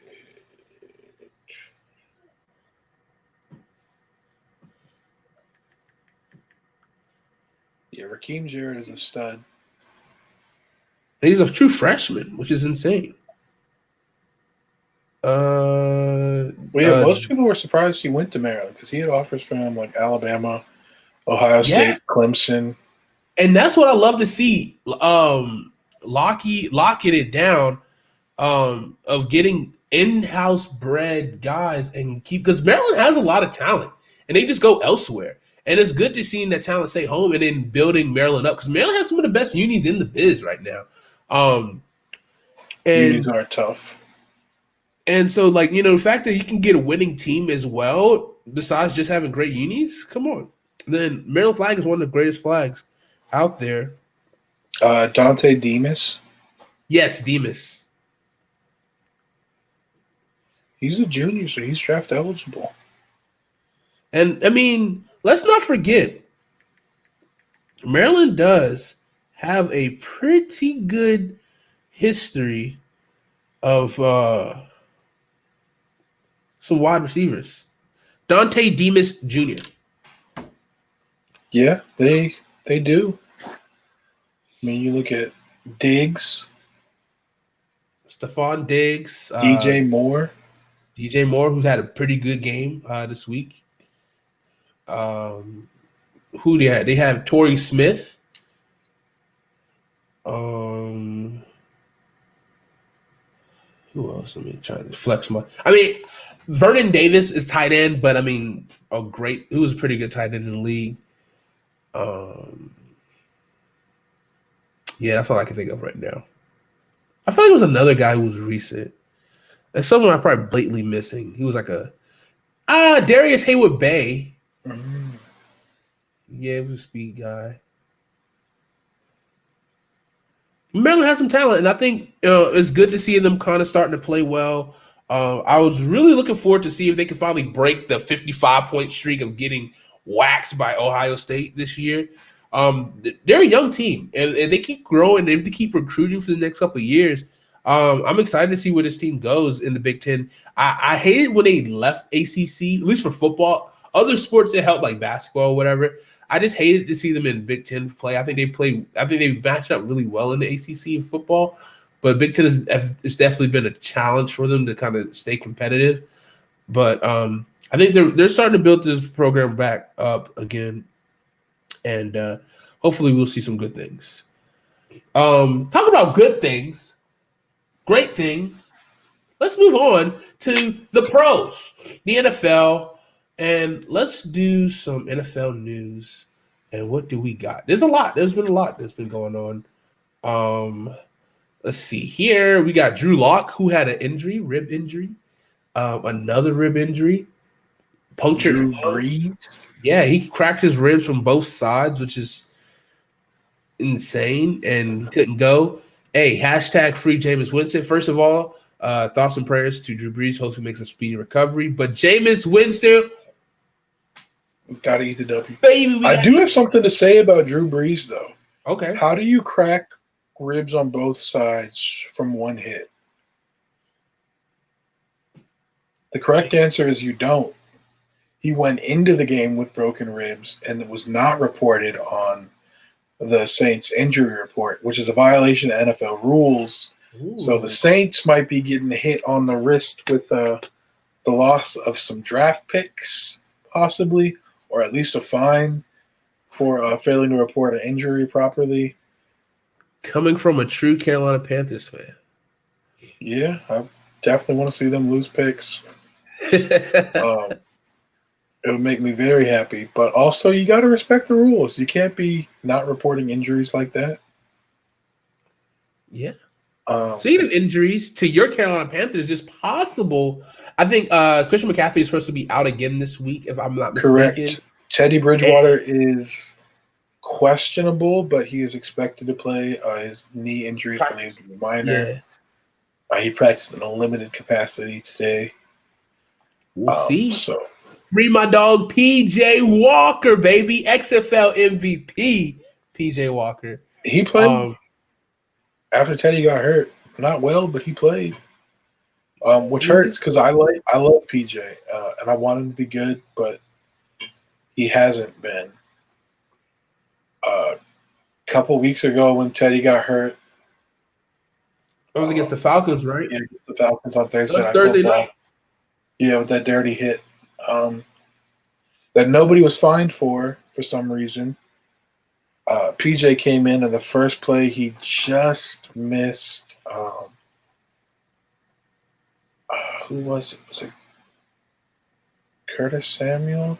It was somebody. He just overthrew him in the end zone, and that would have been big. 1 for the game, but 2 for him and his confidence. Yeah, and they just missed. So I think if he had hit that, I would feel a lot more comfortable with him starting if Teddy can't go. But we also have Will Greer, who we drafted in the 3rd round 2 years ago now, from West Virginia, formerly Florida. Yeah. Speaking of Florida quarterbacks earlier with Kyle Trask. You balled out at West Virginia. He did. a wide open offense. He put up numbers, but he hasn't really shown that much in the NFL yet. It's mostly because he hasn't really got a chance. He was stuck behind Cam Newton and then Kyle Allen last year, and then Teddy Bridgewater, and they've been rotating him and PJ Walker for the backup quarterback like every week this year, because they only carry 2 active game day quarterbacks.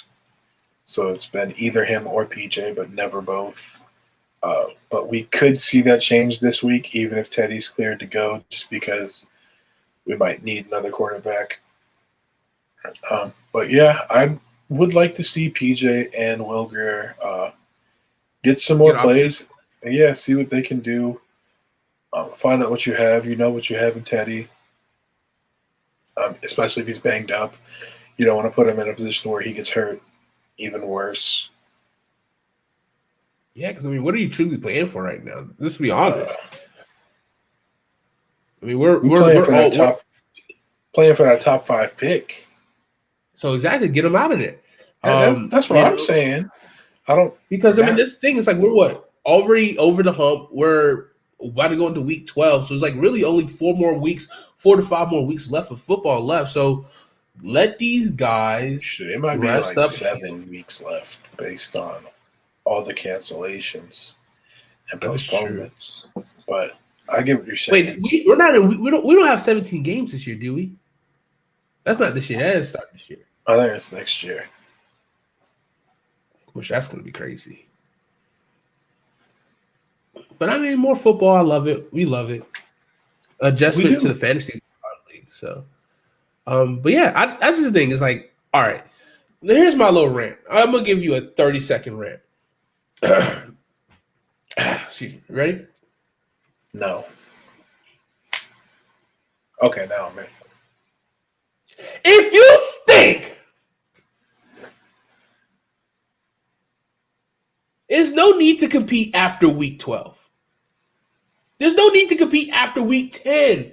If you stink, go ahead and give players opportunities to get good film on game tape. Don't risk your future and just let them sit and play. Like, treat it as preseason. There's no point. And I have to say this about my Washington football team. I saw this quote before we went on the air, and it kind of pissed me off a little bit. I don't know why, but it did. It said that Ron Rivera will go back to Dwayne Haskins if they get out of contention for the NFC East. We are about 2 games out right now of the East, which is game and a half. Which is still, even that's just mind-boggling to me. But we stink, yo. We legitimately stink. We probably have a terrible play caller. Alex Smith looked great, and I feel comfortable running offense. You know, I wish he was healthier. But we stink. I love our defense, but we're just like 2 pieces of, not 2. We're definitely like a back 7 away from really competing. Even with our secondary, we still have we have the number 1 pass defense in the league. Didn't look like that against the Detroit at all. But no, I don't know. Our offense stinks. Our offense stinks. And I fucking benched. I released Matthew Stafford for Drew Lock this week. What a terrible. You told me that. It's fun. So if you stink, that's my fault for putting faith in your terrible football team. Hey, you're right. We suck. And I just don't understand is I guess we're still close in the division, but like, yo, you're close in the division, but you got 2 wins. You really got to take a bigger look at your team. You know what I'm saying? Like, I get that you don't want to just be here just to grow up. You want to win. Of course, you want to win. It's the NFL, but it's a bigger picture, bro. It's a bigger picture. We don't have any good linebackers. Cole Holcomb might have the most upside. Whoa. You have Thomas Davis Sr., sir. Thomas Davis Sr. has been inactive, a healthy inactive scratch for the last 2 weeks now. Yeah, that's not his fault. It is his fault because they said they like the linebackers that we have, which is good. I mean, Kevin Pierre-Louis is good, but him and John Bostic are just like guys who are like too much lead in their pipe, you know? Like we just have a lot of dumb fucking penalties. Like that's literally what it comes down to is a lot of dumb penalties that these guys make. They got these over-eager guys who want to make these big hits and then get these extra 15 yards tacked on. Hence, what's even this Chase Young penalty with the excessive hit to the quarterback was bullshit. It was total bullshit, but you still can't have it. I mean, we have a lot of young guys who jump off sides constantly on big third down plays that is so annoying. Fourth down plays is just dumb penalties. But anyway, more news this past week. Kyle Shanahan expects Jimmy Garoppolo to be our starting quarterback next year. I mean, you have to say that to stay face. I mean, that's kind of not a non-headline. We will forget all about that once the offseason begins. Facts. I mean, you look at Cliff Kingsbury saying Josh is our quarterback like a month before the NFL draft where they took Kyler Murray first overall. Coach speak means nothing to me. Exactly.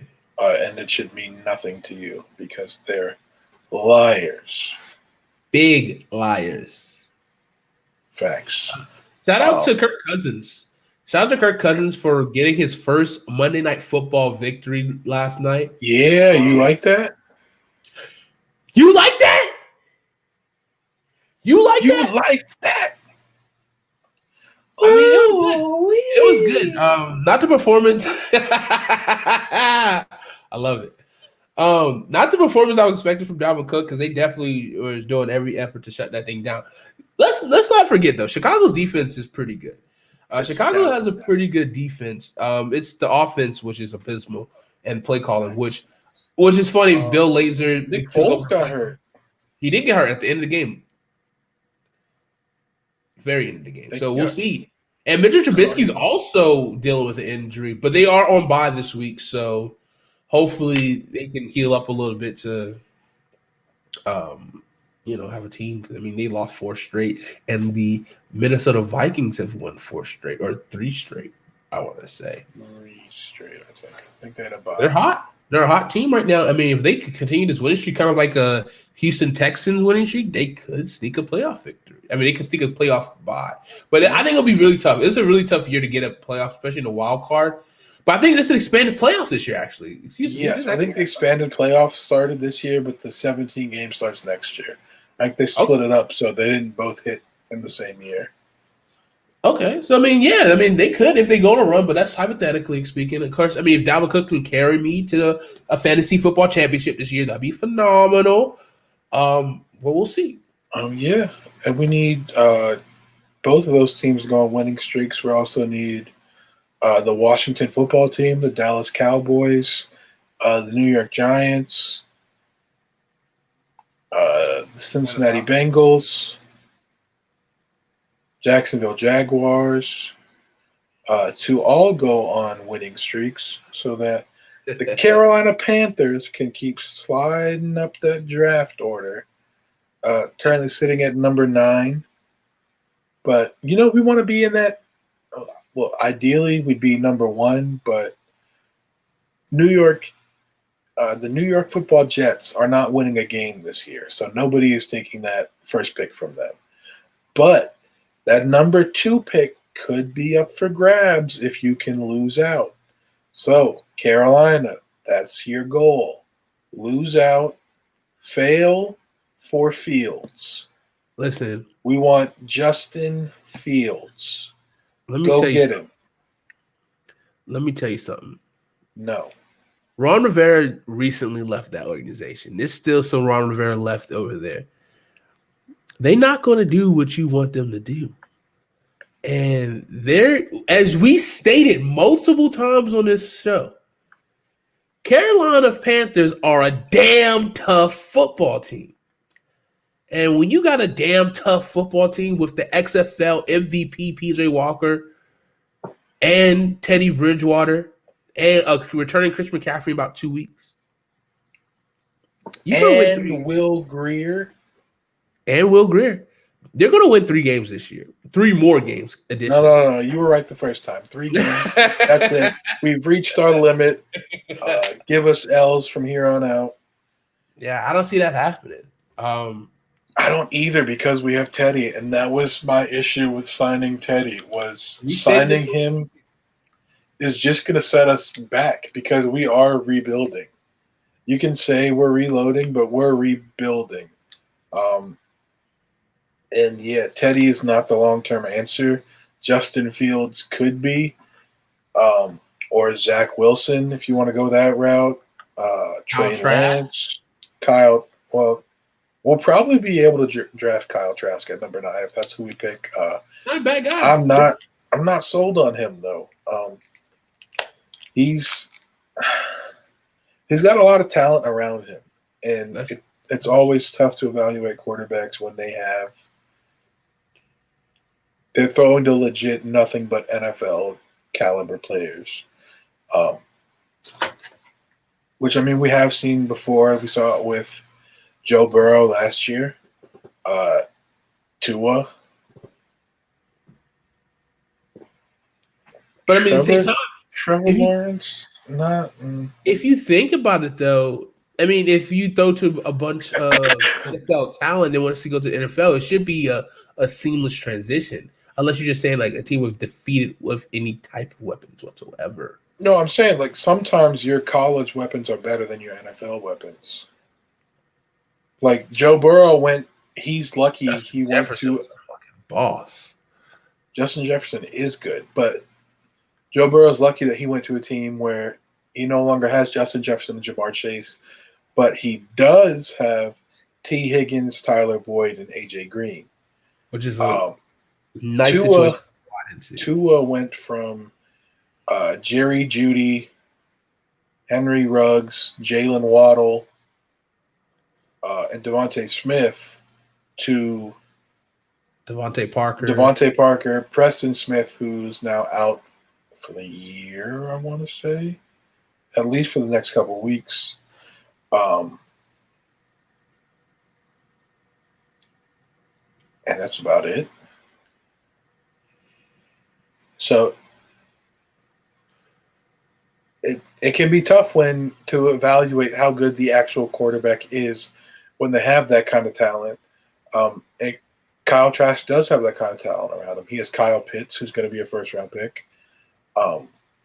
He's got Kadarius Toney, who's probably going to be a second, third-round pick. Shout out to Washington. Yeah, let's go. Is it Trayvon or Travion Grimes? He'll probably be like a 4th, 5th-round pick. He just accepted an invite to the Senior Bowl. So those guys usually do get drafted, like Van Jefferson last year, another former Gator. They also have, Justin Shorter, Penn State transfer. Mm-hmm. He'll probably be drafted. He had a really nice touchdown catch this week, actually. And then the running backs, too, they got legit NFL talents there. So he's just got a lot of talent around him. It's hard to evaluate how good he is versus how good the talent is around him. So, yeah, he'll probably be drafted in I could see him going late first maybe, but the 9th pick is way too early for a team to be taking him. Unless he just goes on a run and then, he is a senior, right? So yeah, he's a super senior, I'm pretty sure. So, I mean, Senior Bowl just gets really good tape, and his stock just keeps rising and be a guy that people just fall in love with. But you never know. You never know. Something that we do know is the best segment, the most well-received segment on the show here. And, we look like we work for, what's the company? Waste Connections? Oh, I thought you were going to go somewhere different. Where you thought we was going to go? The word of the day. Do we have one? Dude, I don't have a word of the day actually. I'm about to look it up. I'm about to look one up. Give me Go a ahead. minute. Cook one up while I cook up the trash run. Ooh, let's see what dictionary.com has for us today. So of course, I teased on the show that there's going to be a college team entering the trash run for the very first time on the show. And that college football team that is going into the trash run this week, excuse me. It could be a couple of them. But the team that I chose is the University of South Carolina Gamecocks. They stink. Facts. Oh, that's something that we didn't mention with college football. Something to watch, not just for South Carolina, but for every college that isn't in a position to compete for the college football playoff, is players opting out of the remainder of the season. I didn't know that was a thing. Yeah, especially like with the teams going home for Thanksgiving next week. Like if you're a player who thinks you're going to be drafted in like the first 2-3 rounds, first off, why would you want to continue playing with COVID? Well, that could set you back. If you're a bad team, you could get blamed for coverage busts, even if they're not your fault. Very true. So, or you could get hurt. There's people don't want to hurt their perceived draft stock, even if it's not as high. The actual stock isn't as high as what they believe it to be, as is the case for some South Carolina defensive backs this week who opted out.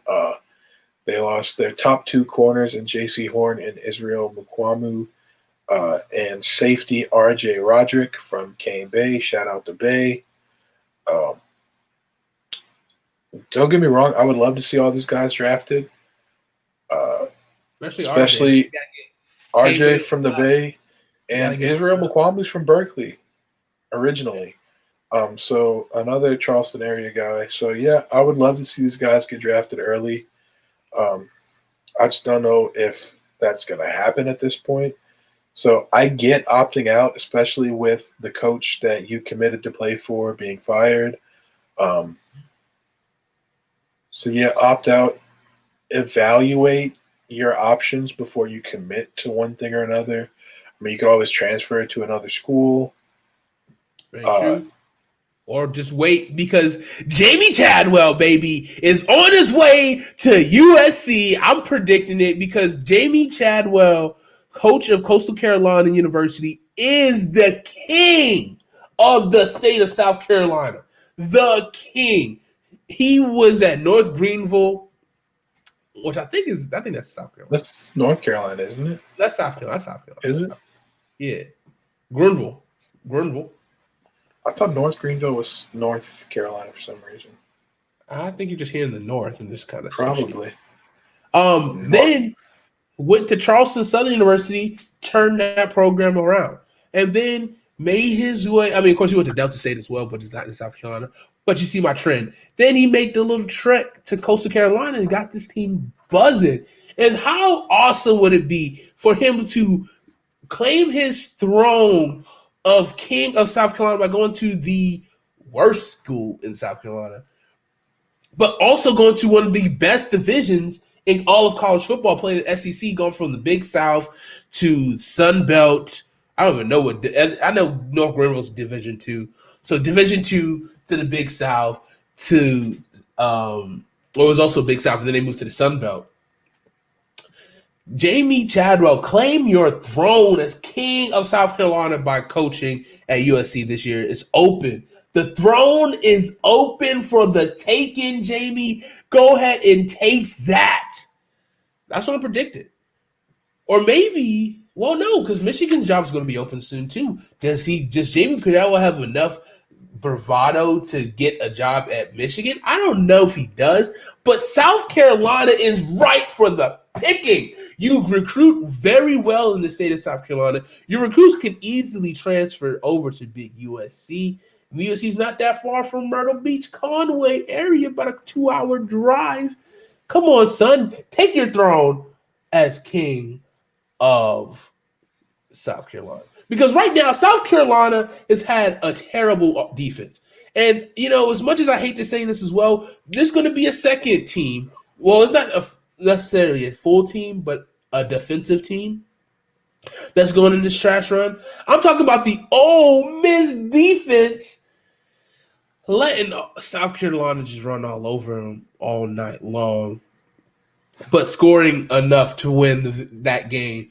Shout out to Lane Kiffin. We are on the Lane train, throwing his clipboard up like a frisbee on these beautiful passes. Corral has been playing out of his mind. This offense is going to be insane. Corral's only a sophomore too, so he has another year to really kind of blossom. Hopefully, maybe 2 years if they start to get some recruits, especially on the defensive side of the ball, because we know what Lane Kiffin's going to do on the offensive side of the ball. But Ole Miss defense has been terrible. It's just been terrible, and Lane Kiffin knows that. But we still love him anyway. And South Carolina's just been a terrible team all year, and their defense has not been good either. So, and they haven't been able to literally. I think Connor Shaw. Remember, Connor Shaw, starting quarterback for USC. I think he is stepping in as quarterback coach going forward this year. I thought you were going to say as quarterback. I was like, he's still there? Hey, I mean, honestly, Connor Shaw might have been the last good quarterback at USC. Maybe Steven Garcia? I mean, who was legitimately, who was the last, because USC hasn't been able to get a star quarterback. They always gotten 2-star, 3-star quarterbacks and just built around them for good defense and a good running game. It's probably Connor Shaw. But they had somebody else in between Connor Shaw and Steven Garcia, didn't they? Oh, Dylan Thompson. No. Ooh. Yeah, maybe that's what I'm thinking of. Dylan Thompson, maybe? He wasn't good. Connor Shaw's definitely better than him. Was it Connor? Who was the guy who promised he was not going to lose to Clemson again? Was that Connor Shaw? That was Jake Bentley. Yeah. That. And he wasn't wrong because that was the last time he played against Clemson. He lost his starting job after that. So, yeah. Props to him for calling his shot. He wasn't wrong. And the bad part about him being demoted is I'm pretty sure his dad is one of the offensive coaches. So that... Well, your daddy got to tell you, son, you ain't it. Woo, that hit a little different. Yeah, that's tough. But then the quarterback that they benched him for Hill got benched this year. Yeah. And he's like a transfer. He's like a transfer from No. The quarterback they have this year is a transfer. Yeah, he came from is it North Dakota? Not North Dakota. Colorado. No, Colorado. Oh, Colorado. With new offensive coordinator Mike Bobo. Bobo stinks. I got to test for that as being the offensive coordinator in Georgia. Yeah. I think he's the interim head coach right now, actually. He is. But, yeah, he brought over his quarterback. And why am I blanking on the quarterback from last year's name? Helinski. Yeah, Helinski. Yeah. Yeah, he beat out Jake Bentley. And then they brought over this dude this year. Hill? It's like something Hill. Yeah, Colton Hill, maybe. That sounds right. I'm not sure of the first names. Last names are on jerseys, so that's what I'm best at remembering. That's fair. USC stinks. They have nobody to remember except for RJ. Hopefully, our boy puts K-Bay on the map. Yeah, they stink. First team and Colin Hill. Colin Hill. Okay. Who is from South Carolina? He's from Moore, South Carolina.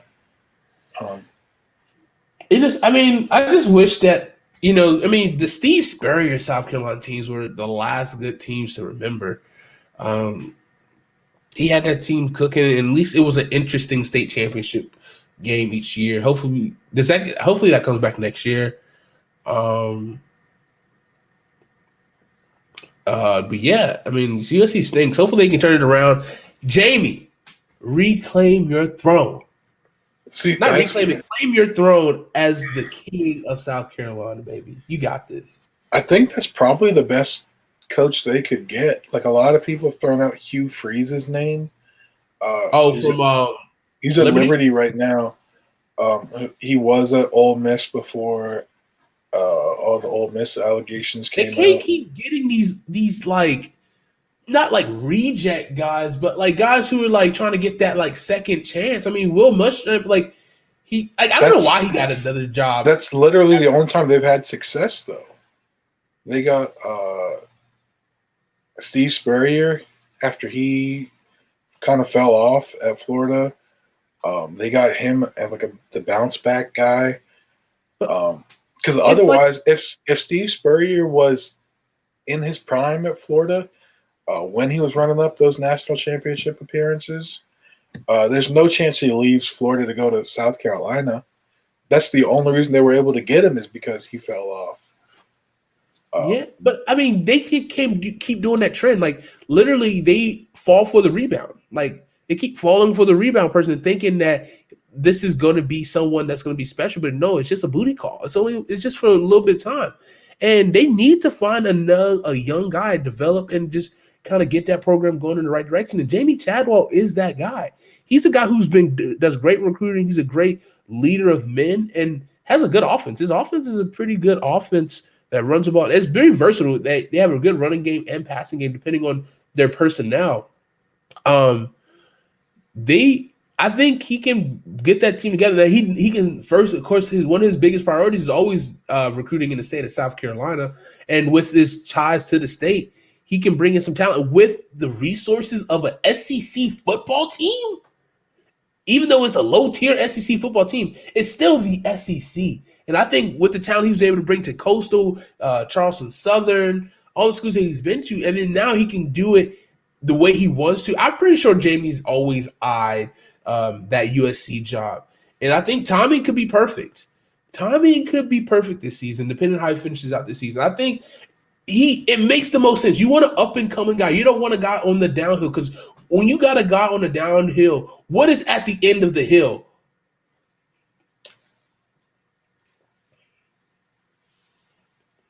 I don't know.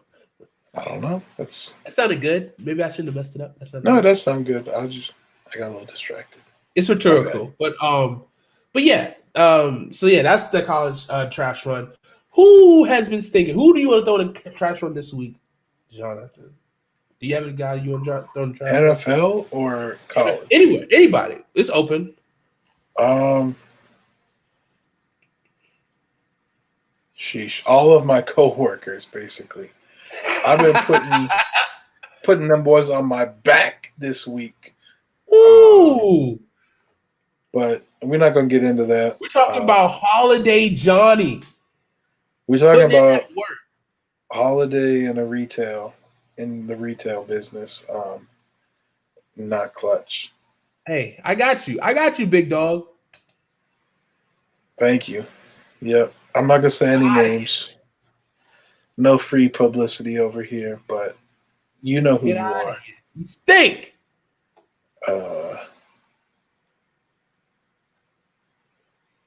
Let's see. Panthers defense also, outside of my dog Brian Burns. You can put them in the trash too, especially after giving up that 98-yard touchdown run to Ronald Jones this week. Yeah, go ahead and throw the Panthers defense in the trash for me, please. Thank you.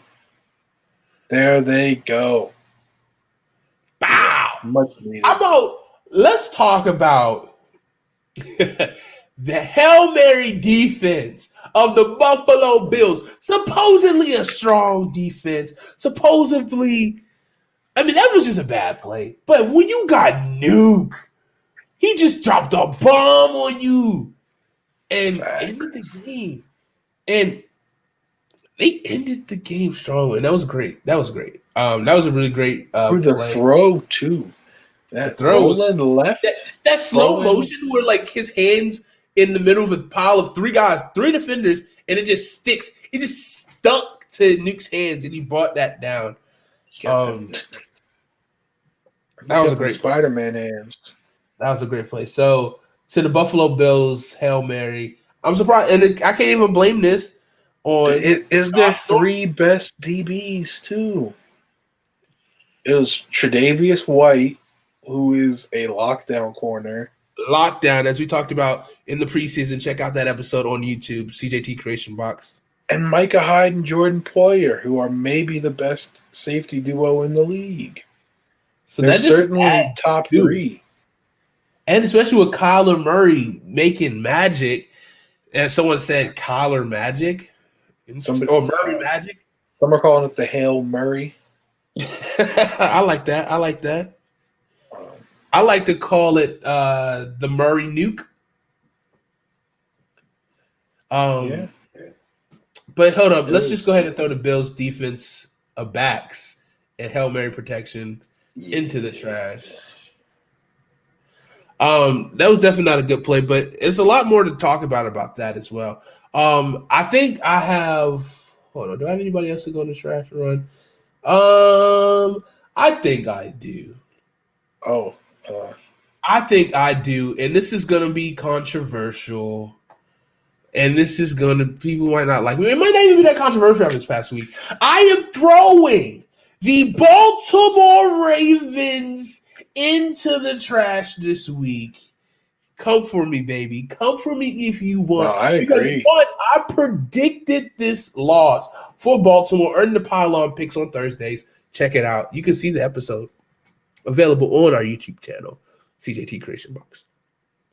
I predicted this.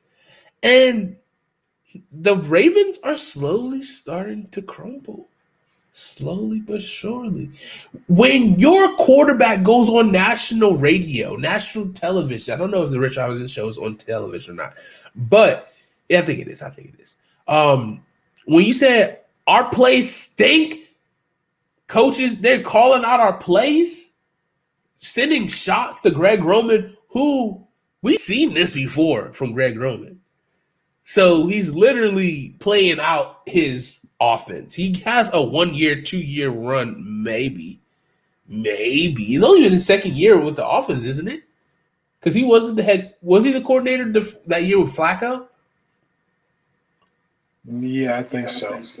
So 3 years. I think this is year 2 with Lamar as the week 1 starter. Terrible passing game coordinator. But 3rd year in general. Terrible passing game coordinator. Just can't get an offense that's well-rounded. Yes, running game was elite, and it got Lamar Jackson the MVP last year. They are banged up on the offensive line. I do give you that. But there's so much talent the Baltimore Ravens have that they shouldn't be like that offense is not magic at all. It's nothing special.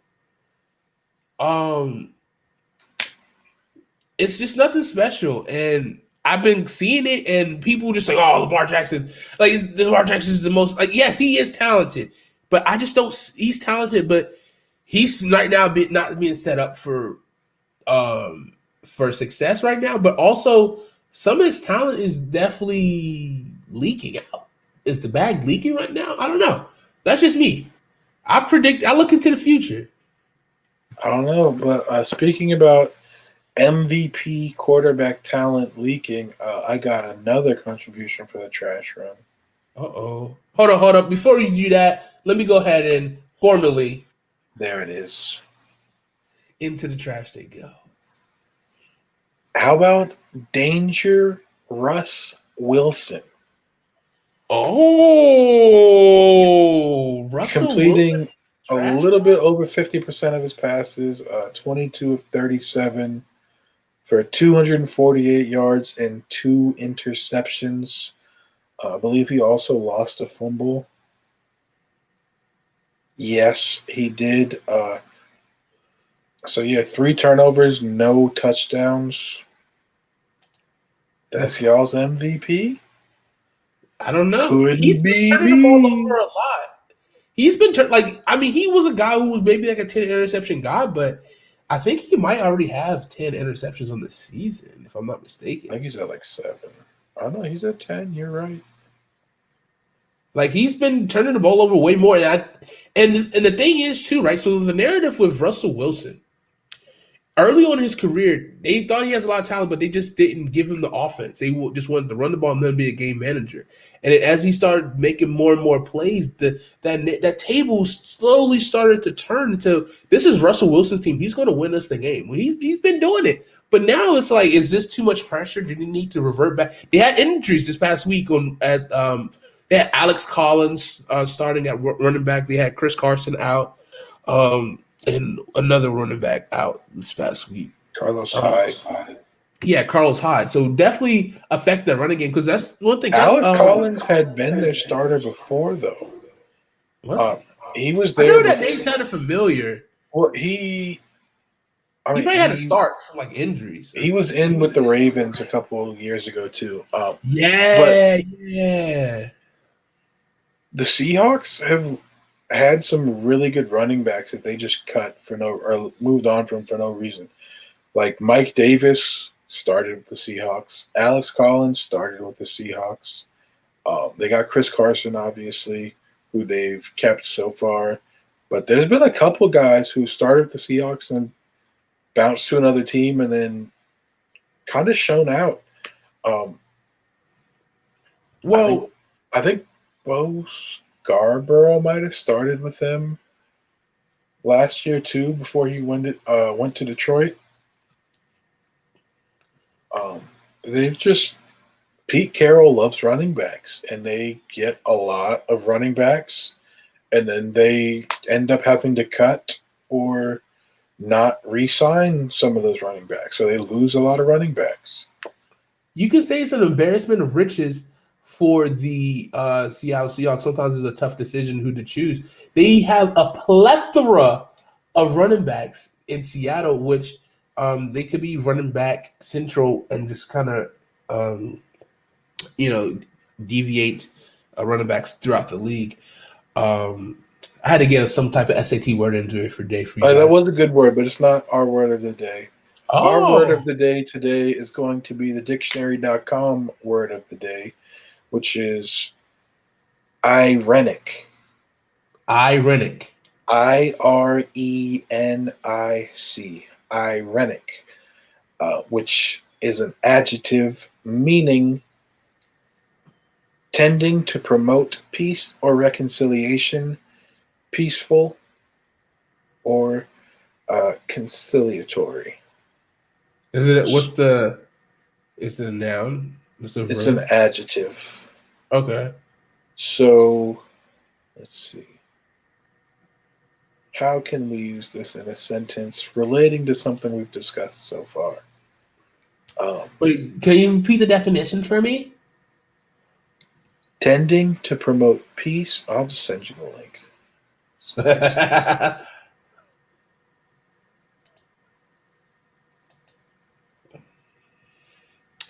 Irenic. I texted it to you. All right.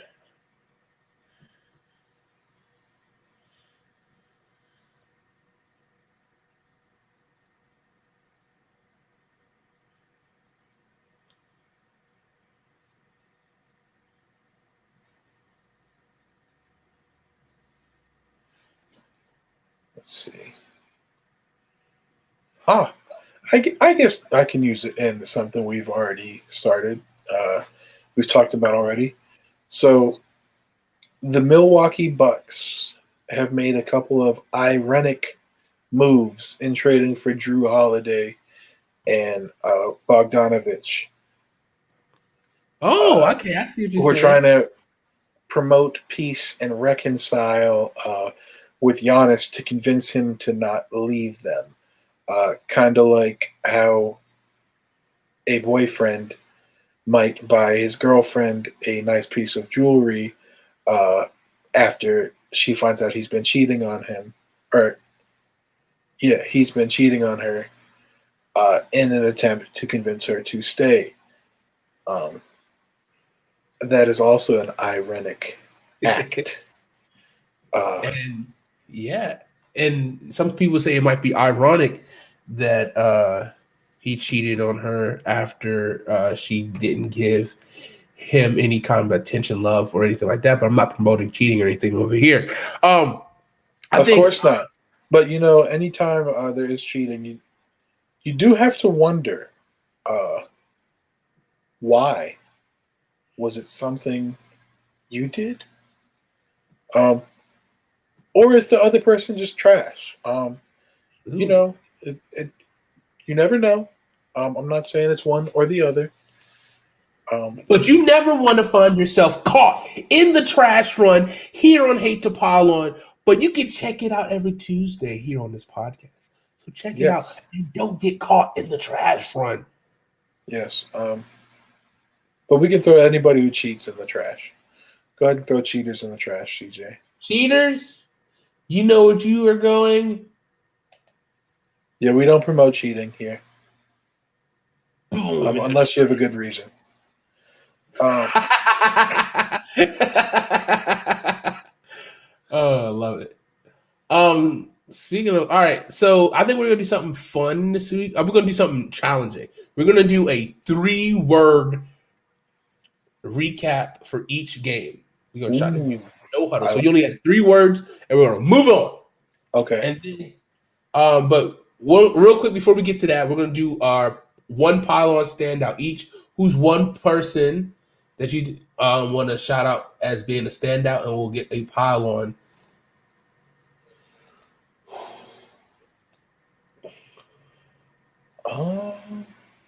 I think I'm going to go with Michael Pittman of the Indianapolis Colts. Big game for them. Yeah, he's a rookie who started the season on injured reserve. He might have played a game or two before going on injured reserve, but he's only been back for, I guess, been back longer than I thought. Hey, shout out to my fantasy team for getting another dub. It's like too easy, baby. It's too easy. Sorry. Yeah, he started the first 3 games of the season, then got hurt and missed a little over a month. So this was his 3rd game back from injury. And he had 7 catches on 8 targets for 101 yards, and also 1 carry for 21 yards. So 122 total yards on 8 touches. Pretty good for a promising young rookie. The Colts need him to step up because they don't really have much in the way of passing game weapons. T.Y. Hilton is washed. Paris Campbell is hurt, and the tight ends have been banged up and inefficient when they've played, outside of Mo Alley Cox, who is a touchdown machine when he's playing. But yeah, I think that's going to be my pylon pick for the week. My standout. All right. Yeah, either him or Nuke, just for that catch. Oh yeah, Nuke is phenomenal. So let me go ahead and my guy, Pittman. You were cooking this week. Bam! He did. And Nuke, of course. Nuke, come on. Well, I got a special one for Nuke. He is a goat. He is a goat. Yeah, finished the game with 7 catches for 127 yards and a touchdown, and literally finished the game with that touchdown. So, stud. I'm gonna do 2.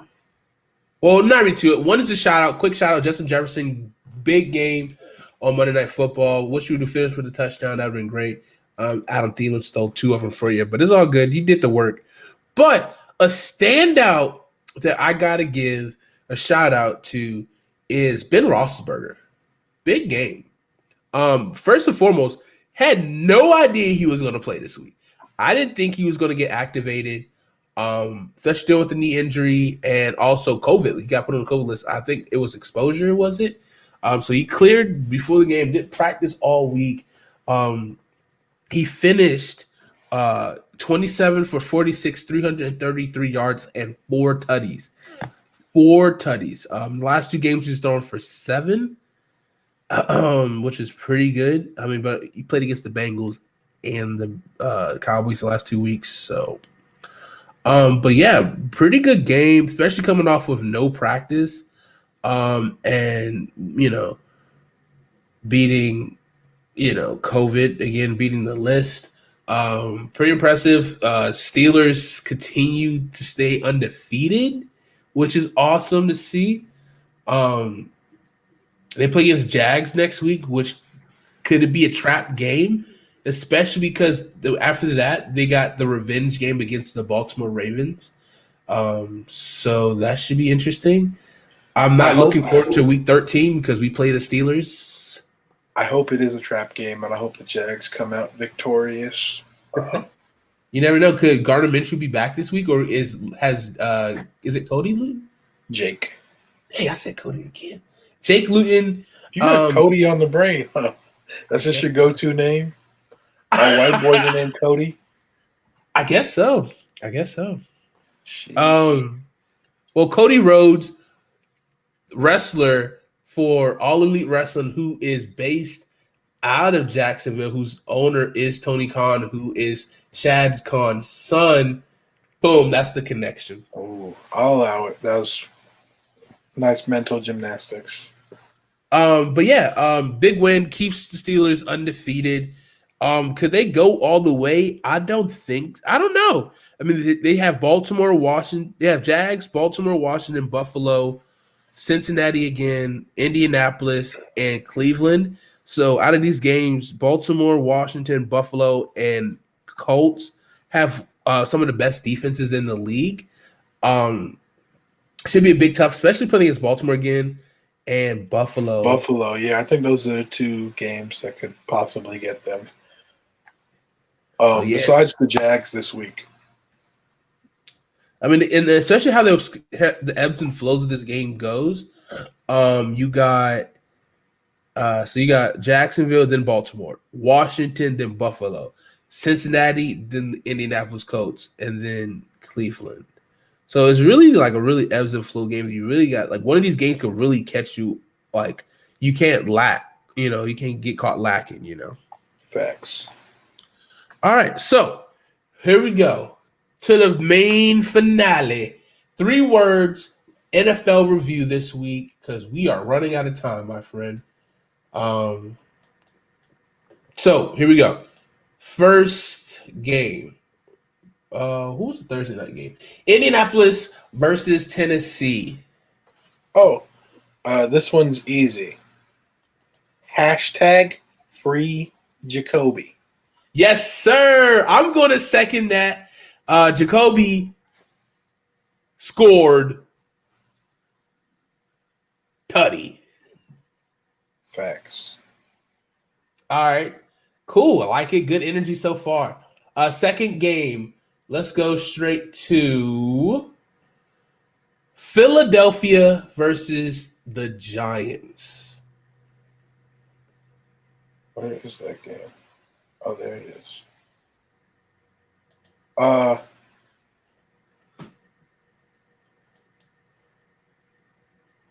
see. 3 words. Not this time. Daniel Jones succeeded on staying on his feet on his way to the end zone this week, and he had a 34-yard touchdown run.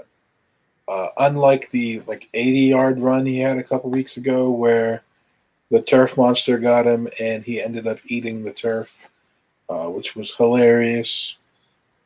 But yeah, he had a really good game. 21 of 28 for 244 yards, 9 carries, 64 yards, and a touchdown. It was a good day for him. So not this time, my 3 words. What you got, CJ? Giants not shit? Question mark. Because it's certainly not a confirmed. I mean, it's kind of tough to really gauge that against the Philadelphia Eagles, which we thought could be a team. They're getting healthy.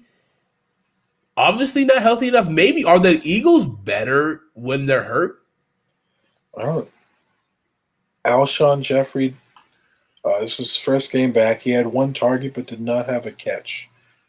Dallas Goedert was back, had 4 catches for 33 yards, but the leading receiver for them was Richard Rodgers, the third-string tight end, who's currently second string because Zach Ertz is out.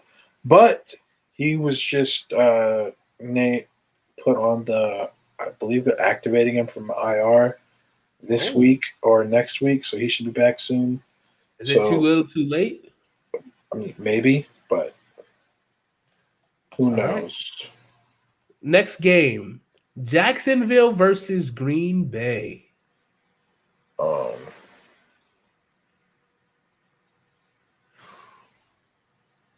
What happened here? Why was this game this close? I think on paper it looks close, but I think they had a control of this game. No, they didn't. They were losing until 9 minutes left in the fourth quarter. Let's see, 17. When they took the lead.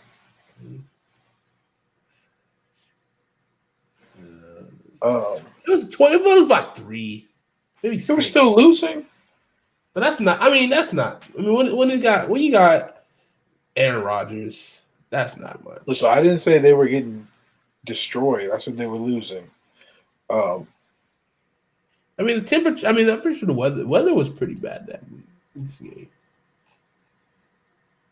Yeah. Big day from Keelan Cole. He had a receiving touchdown and a punt return touchdown. The rookie Jake Luton, 18 of 35 for 169 yards, excuse me. 1 touchdown, 1 interception. Not great, but they still almost won somehow. I wish they had. I need them to win this week. Need them to continue falling in that draft order so the Panthers can keep on moving up and go ahead and get Justin Fields. But what are your 3 words, CJ? My 3 words for this week is Aaron fucking Rodgers. Simple. He's the man. I know he can. That's it. Next. That's all I got for this one. Fair. I'm gonna lead this next one. Washington taking on Detroit Lions. You want to know about 3 words? Please tell me. We fucking stink. I'm gonna second that, except for I'm gonna say you guys stink, because I'm not one of you, so I won't say we. Promising day for Antonio Gibson though with 2 touchdowns. Yeah, we've been running the ball a little bit more. Antonio Gibson's getting more carries because I just love the way Antonio Gibson runs the football. He has so much like grit and just like he doesn't stop on contact. Alex Smith for almost 400 yards. Hey, I told you he was going to have a big day. No touchdowns. Well, I see why. It's been through 55 passes. He had a career day for his completion. The most completions he had in a single game in his career. I think it was like 30. 55 of them. I would hope he could complete over 30. Yeah. It's like I said before, I keep repeating this. We should never throw the ball 55 times in a game. That's not a recipe for success. We close to did it. I mean, literally, we had the game into overtime, but we let the Dolphins. We let the Detroit Lions score a field goal in 21 seconds. The end of the game. 21 seconds was all it took. But anyways, next game. I don't want to get angry anymore. I'm hungry. So, Houston. You have wings waiting on you, right? I do have wings waiting on me. From B-Dubs? No. Okay. Fuck off, man. Fuck off. All right, next game. We have Houston versus Cleveland, which this is pretty much what we thought it would be. I got one. Shit recognizes shit.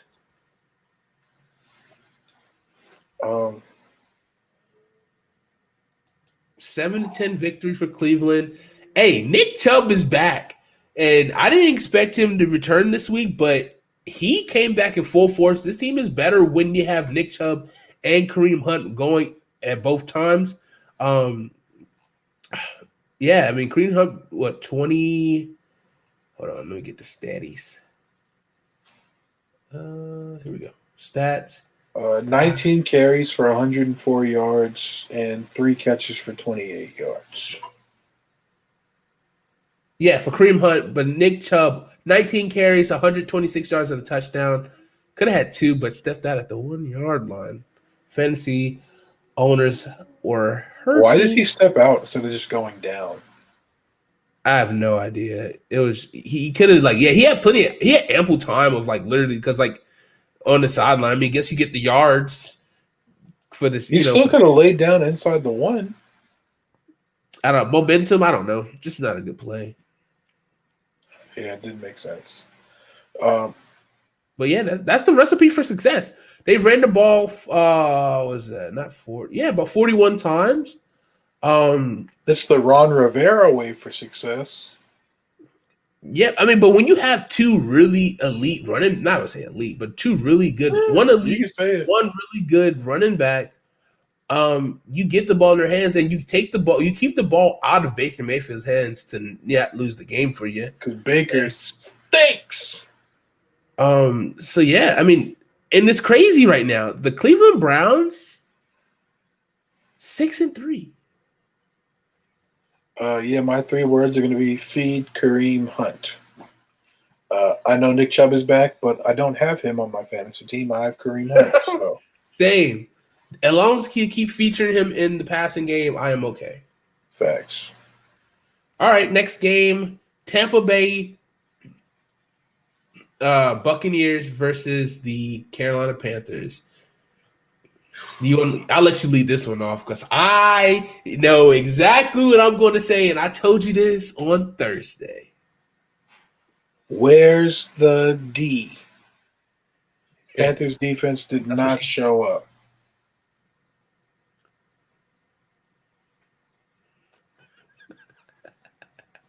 You good? Yeah, man, we good. Is it my turn? Yeah, it's your turn. Bounce back Brady.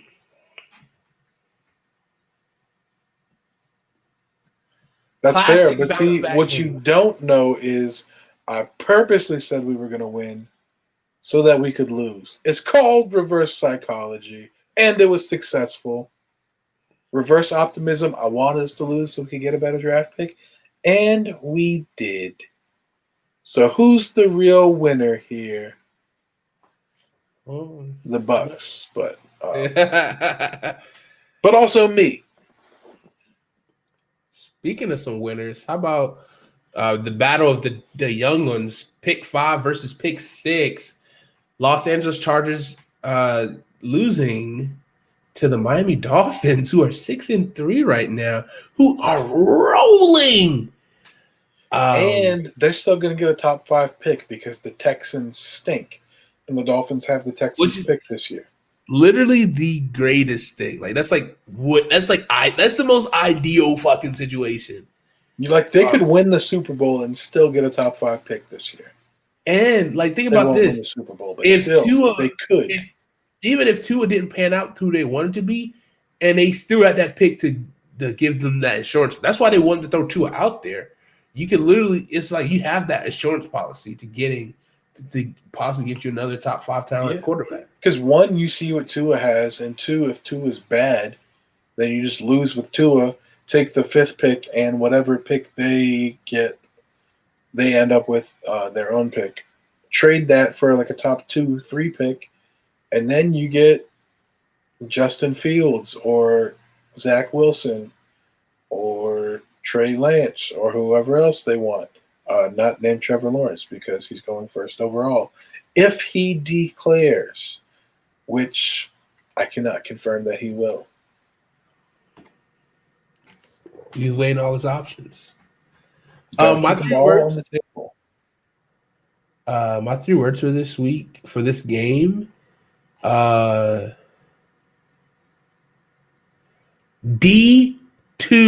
strong.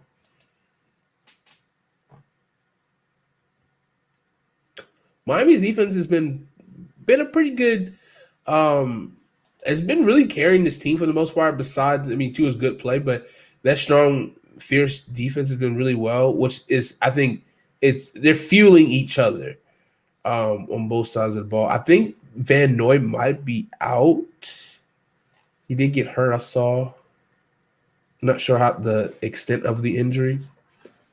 I'm not either. My 3 word. Are you done? Sorry, before I cut you off. No, you good. Go ahead. No, did you have more to say? Not really. I just don't know the extent of Van Noy's injury. We'll see what happens with that. Okay. Yeah, I believe I saw that he got hurt, but yeah, I'm not sure what the timetable is or what the injury is even right now. But my 3 words are running backs don't matter. Mm. The Chargers lost Melvin Gordon in free agency. They lost Austin Eckler to injury and Justin Jackson. So the top 3 running backs from last year all hurt. Who led them in rushing this week? Not the 4th round rookie, I believe they drafted, and Josh Kelly. No, Kalen Balaj, who's on like his 4th team in the last 2 years. He's been running hard. He has been. And same with the Dolphins. They went out and they signed traded for Matt Breida, signed Jordan Howard, who they just cut. Yeah, free agent. 49ers star next week. Traded for former Raiders 3rd round pick Lynn Bowden. And they had Myles Gaskins, who had been their leading rusher up to this point, and Salvin Ahmed, who I believe was he drafted? He might be undrafted. I know he played for the 49ers recently.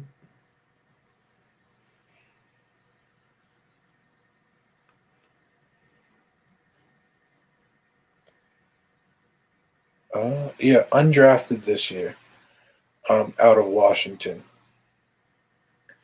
So he led them in rushing this week. 21 carries, 85 yards, and a touchdown. Kalen Balaj had 18 carries for 68 yards. So production out of 2 guys that were just sitting on practice squads or the free agent pile, basically. Getting the whole side running backs don't matter. You can just plug any guy in basically, and as long as they are like an NFL talent, which I mean these guys look like they are at this point, but they hadn't until this point, so you never know. Yeah, running backs don't matter. All right. Moving on to the next game. Las Vegas Raiders taking on the Denver Broncos.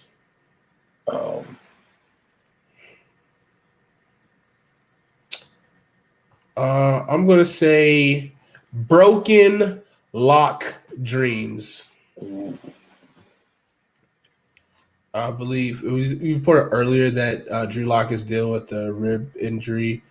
Possibly could see Ripen starting this week. In Denver's team has some promise, some hope. They got some players there. It's not really much going to be a season for these guys. So they're really just going to evaluate what they got, for the rest of the season, and kind of go from there. Really, I mean, Raiders 6-3, kind of flying under the radar a little bit. Winning games. I think they got a big game next week against the Chiefs, if I'm not mistaken. I believe you're correct. Chiefs this week. Falcons, Jets, Colts, Chargers, Dolphins, and Broncos again. So they've got a couple tough games and a couple look to be easy games remaining. So I wouldn't be surprised. They could win 10 games this year. They could. I would win next week for sure because Andy Reid after a bye, if I'm not mistaken, is pretty damn good. Yes, he is.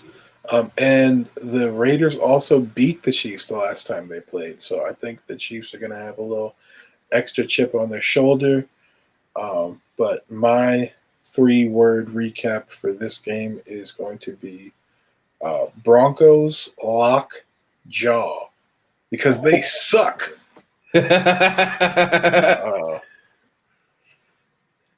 Especially Drew Lock throwing 4 interceptions this week. And I like Drew Lock. I think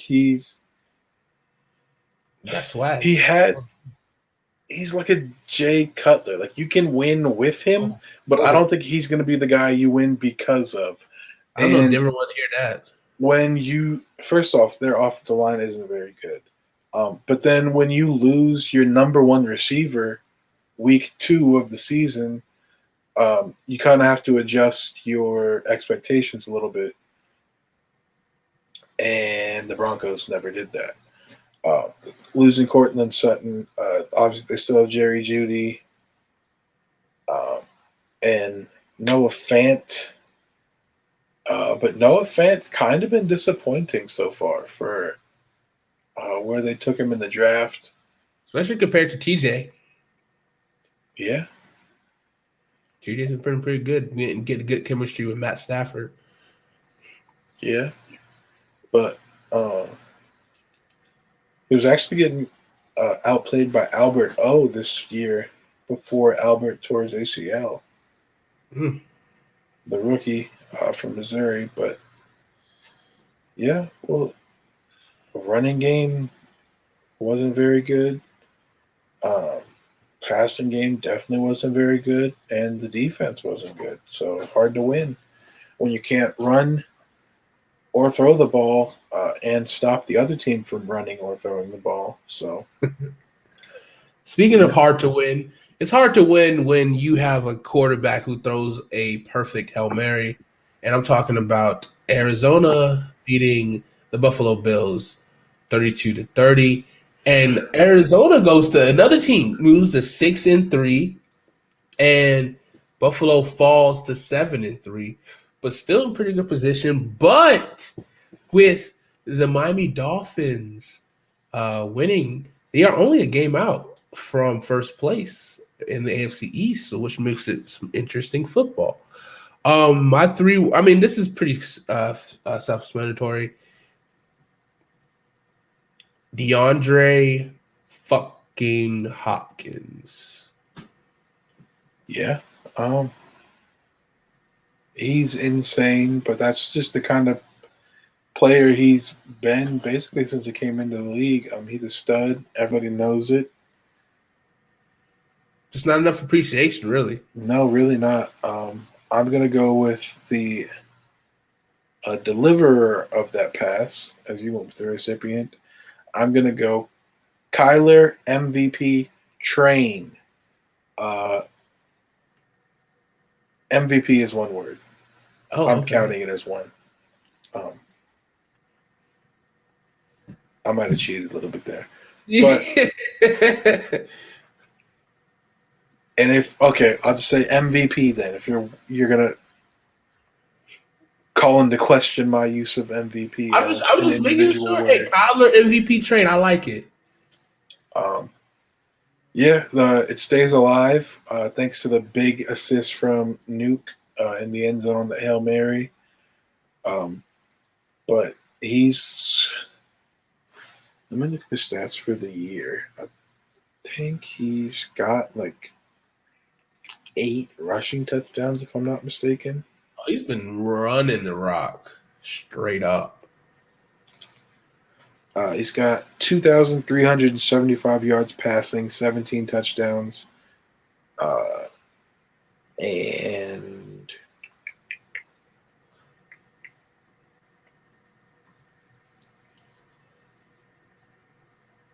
604 yards rushing and 10 touchdowns on 87 carries for an average of 6.9 yards, and hasn't lost a fumble yet. So he's got almost 3,000 yards of offense so far and 26 touchdowns. Pretty good. Pretty good indeed.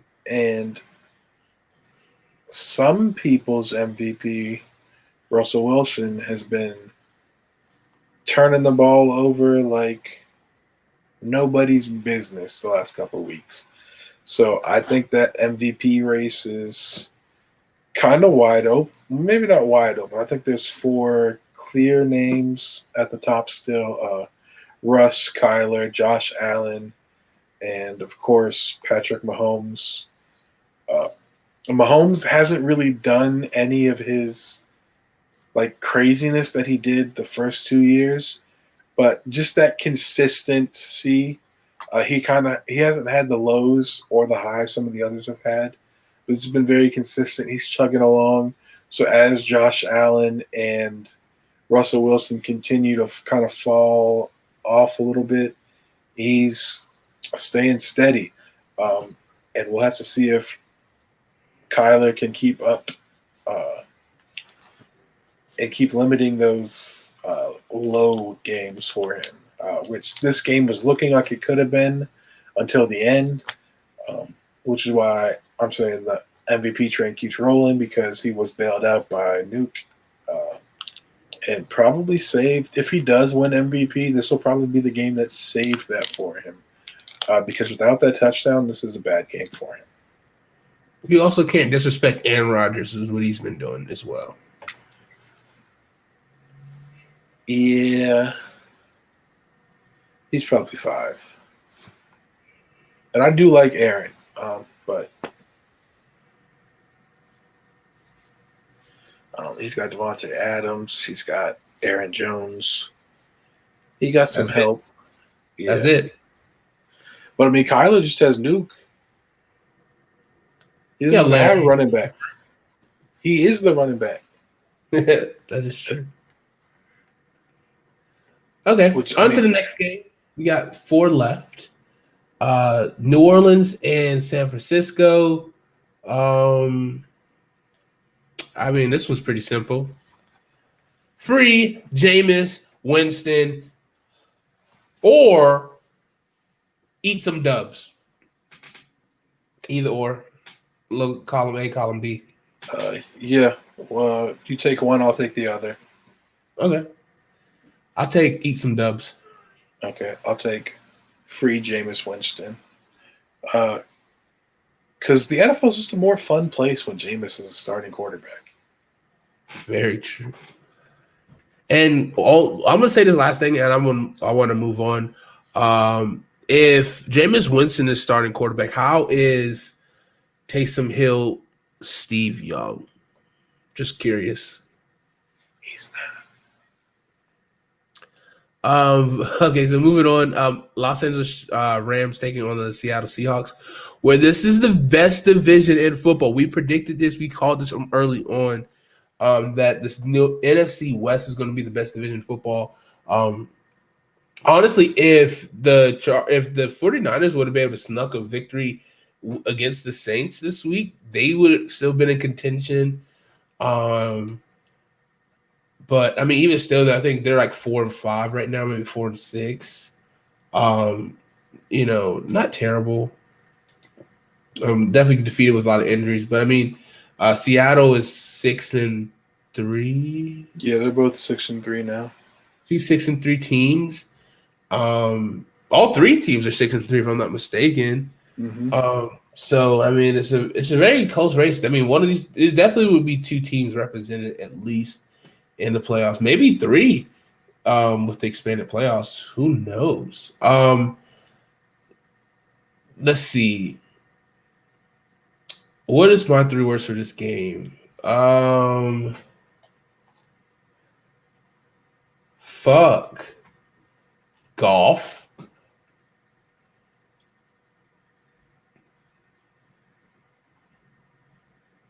Jared.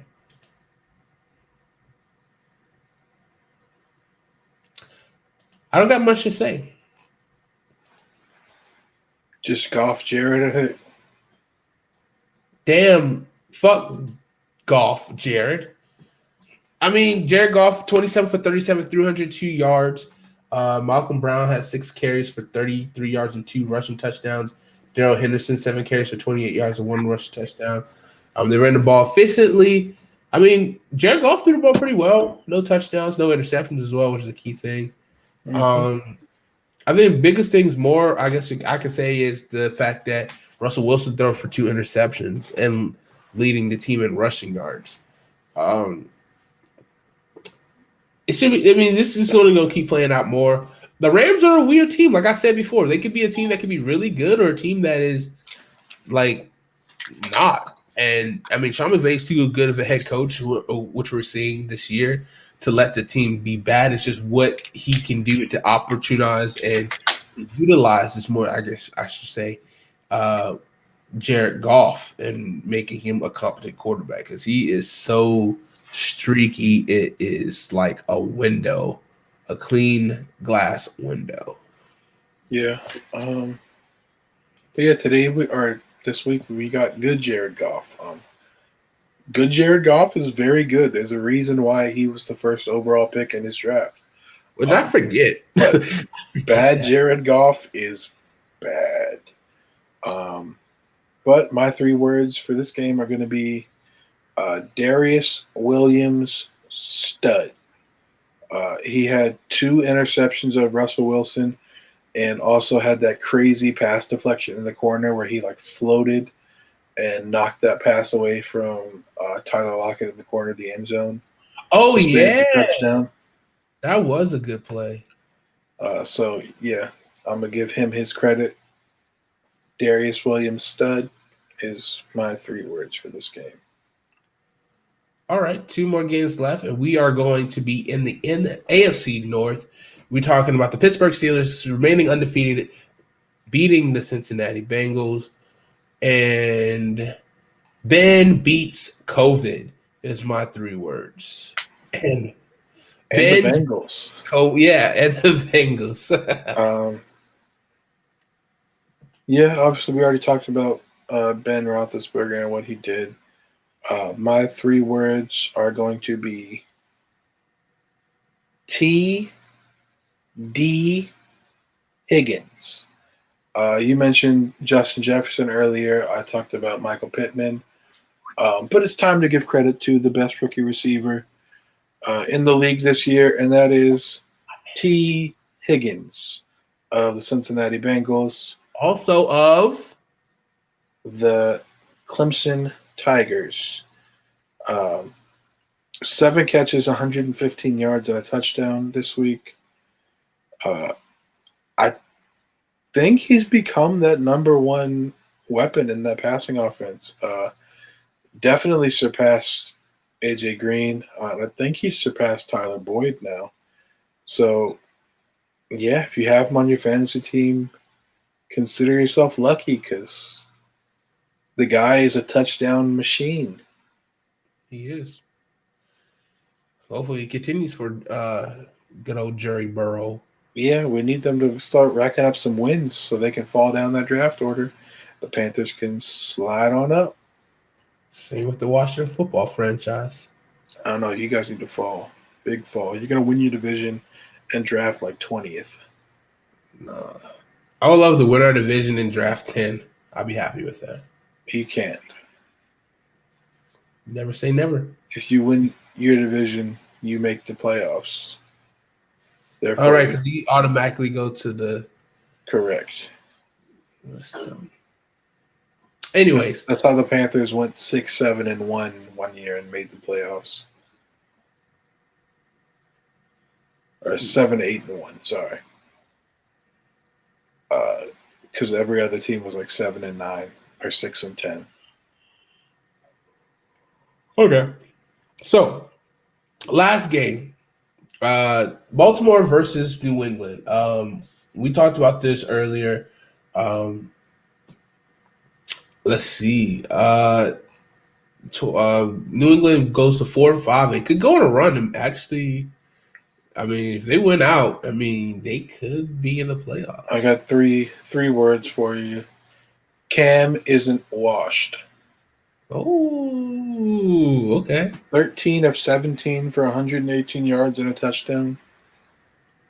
You know, didn't throw the ball a ton, but only 4 incompletions, no interceptions. He did what he needed to do. You know, they played keep away against Lamar, which is what you need to do, because if you don't, that's what the Ravens will do to you. They're mostly a running team, so they're going to grind the clock, keep the ball out of your hands, and the Patriots were able to do that to them, kind of flip the script. They did.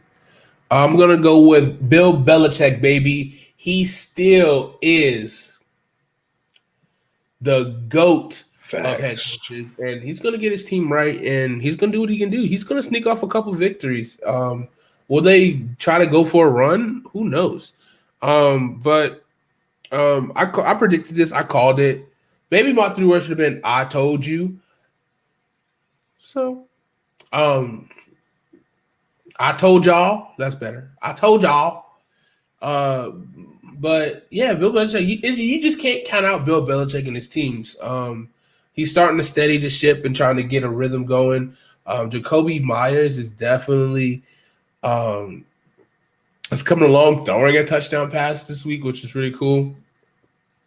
So definitely a big win for Patriots, building some momentum, and 2 wins in a row in a short span too, against the Jets and against the Ravens. 2 good. I mean, one not so impressive win, but one really impressive win.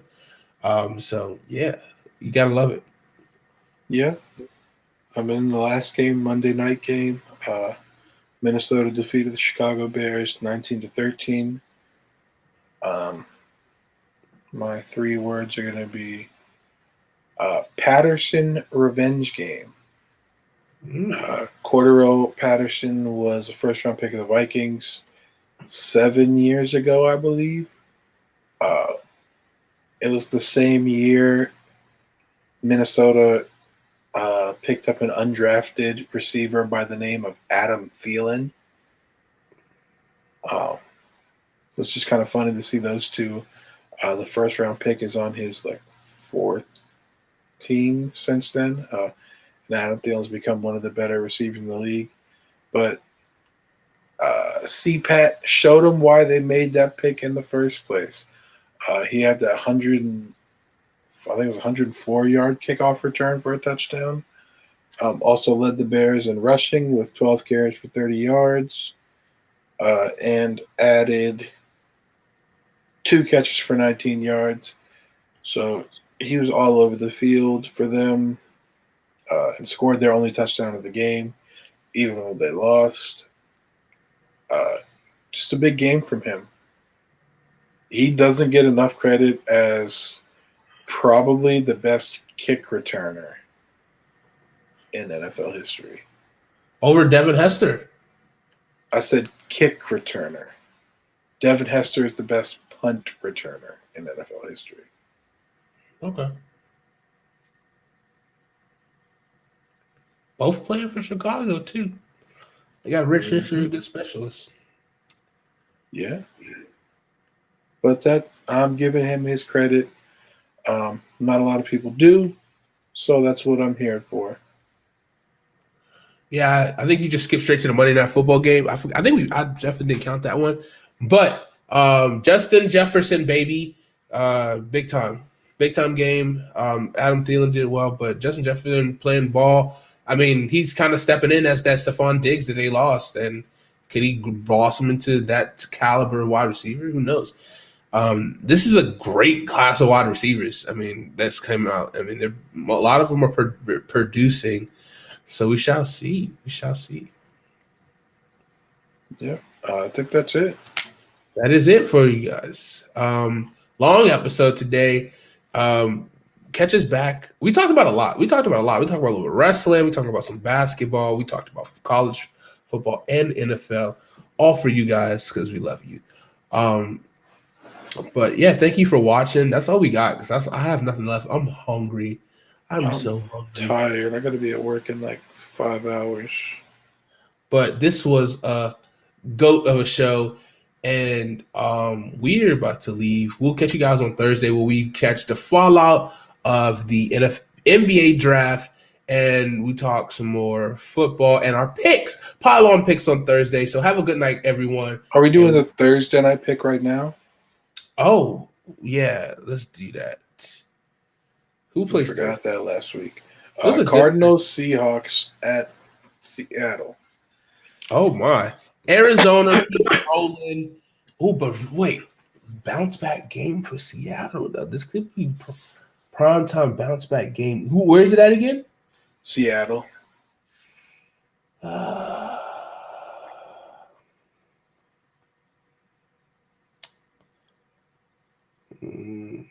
Seattle gets the victory 34-27. I want to go Arizona, but I think this is a bounce back game from Russell Wilson. He's been kind of struggling. I agree. He's been very bad. Well, not very bad, but he's been bad recently. Not to the Russell Wilson standards we expect. Correct. I think he's going to bounce back. He kind of has to. The Seahawks need him to. I'm going to go Seattle 33, Arizona 31. Beautiful. You heard it here. We'll see how that game goes. It'll be a good game. Finally a good game on Thursday night. I was like, finally. There's been some decent games this year. But this is definitely going to be the best one so far. On paper. On paper. That is true. On paper, should be a good one. Two teams battling for a position for first place in the NFC West.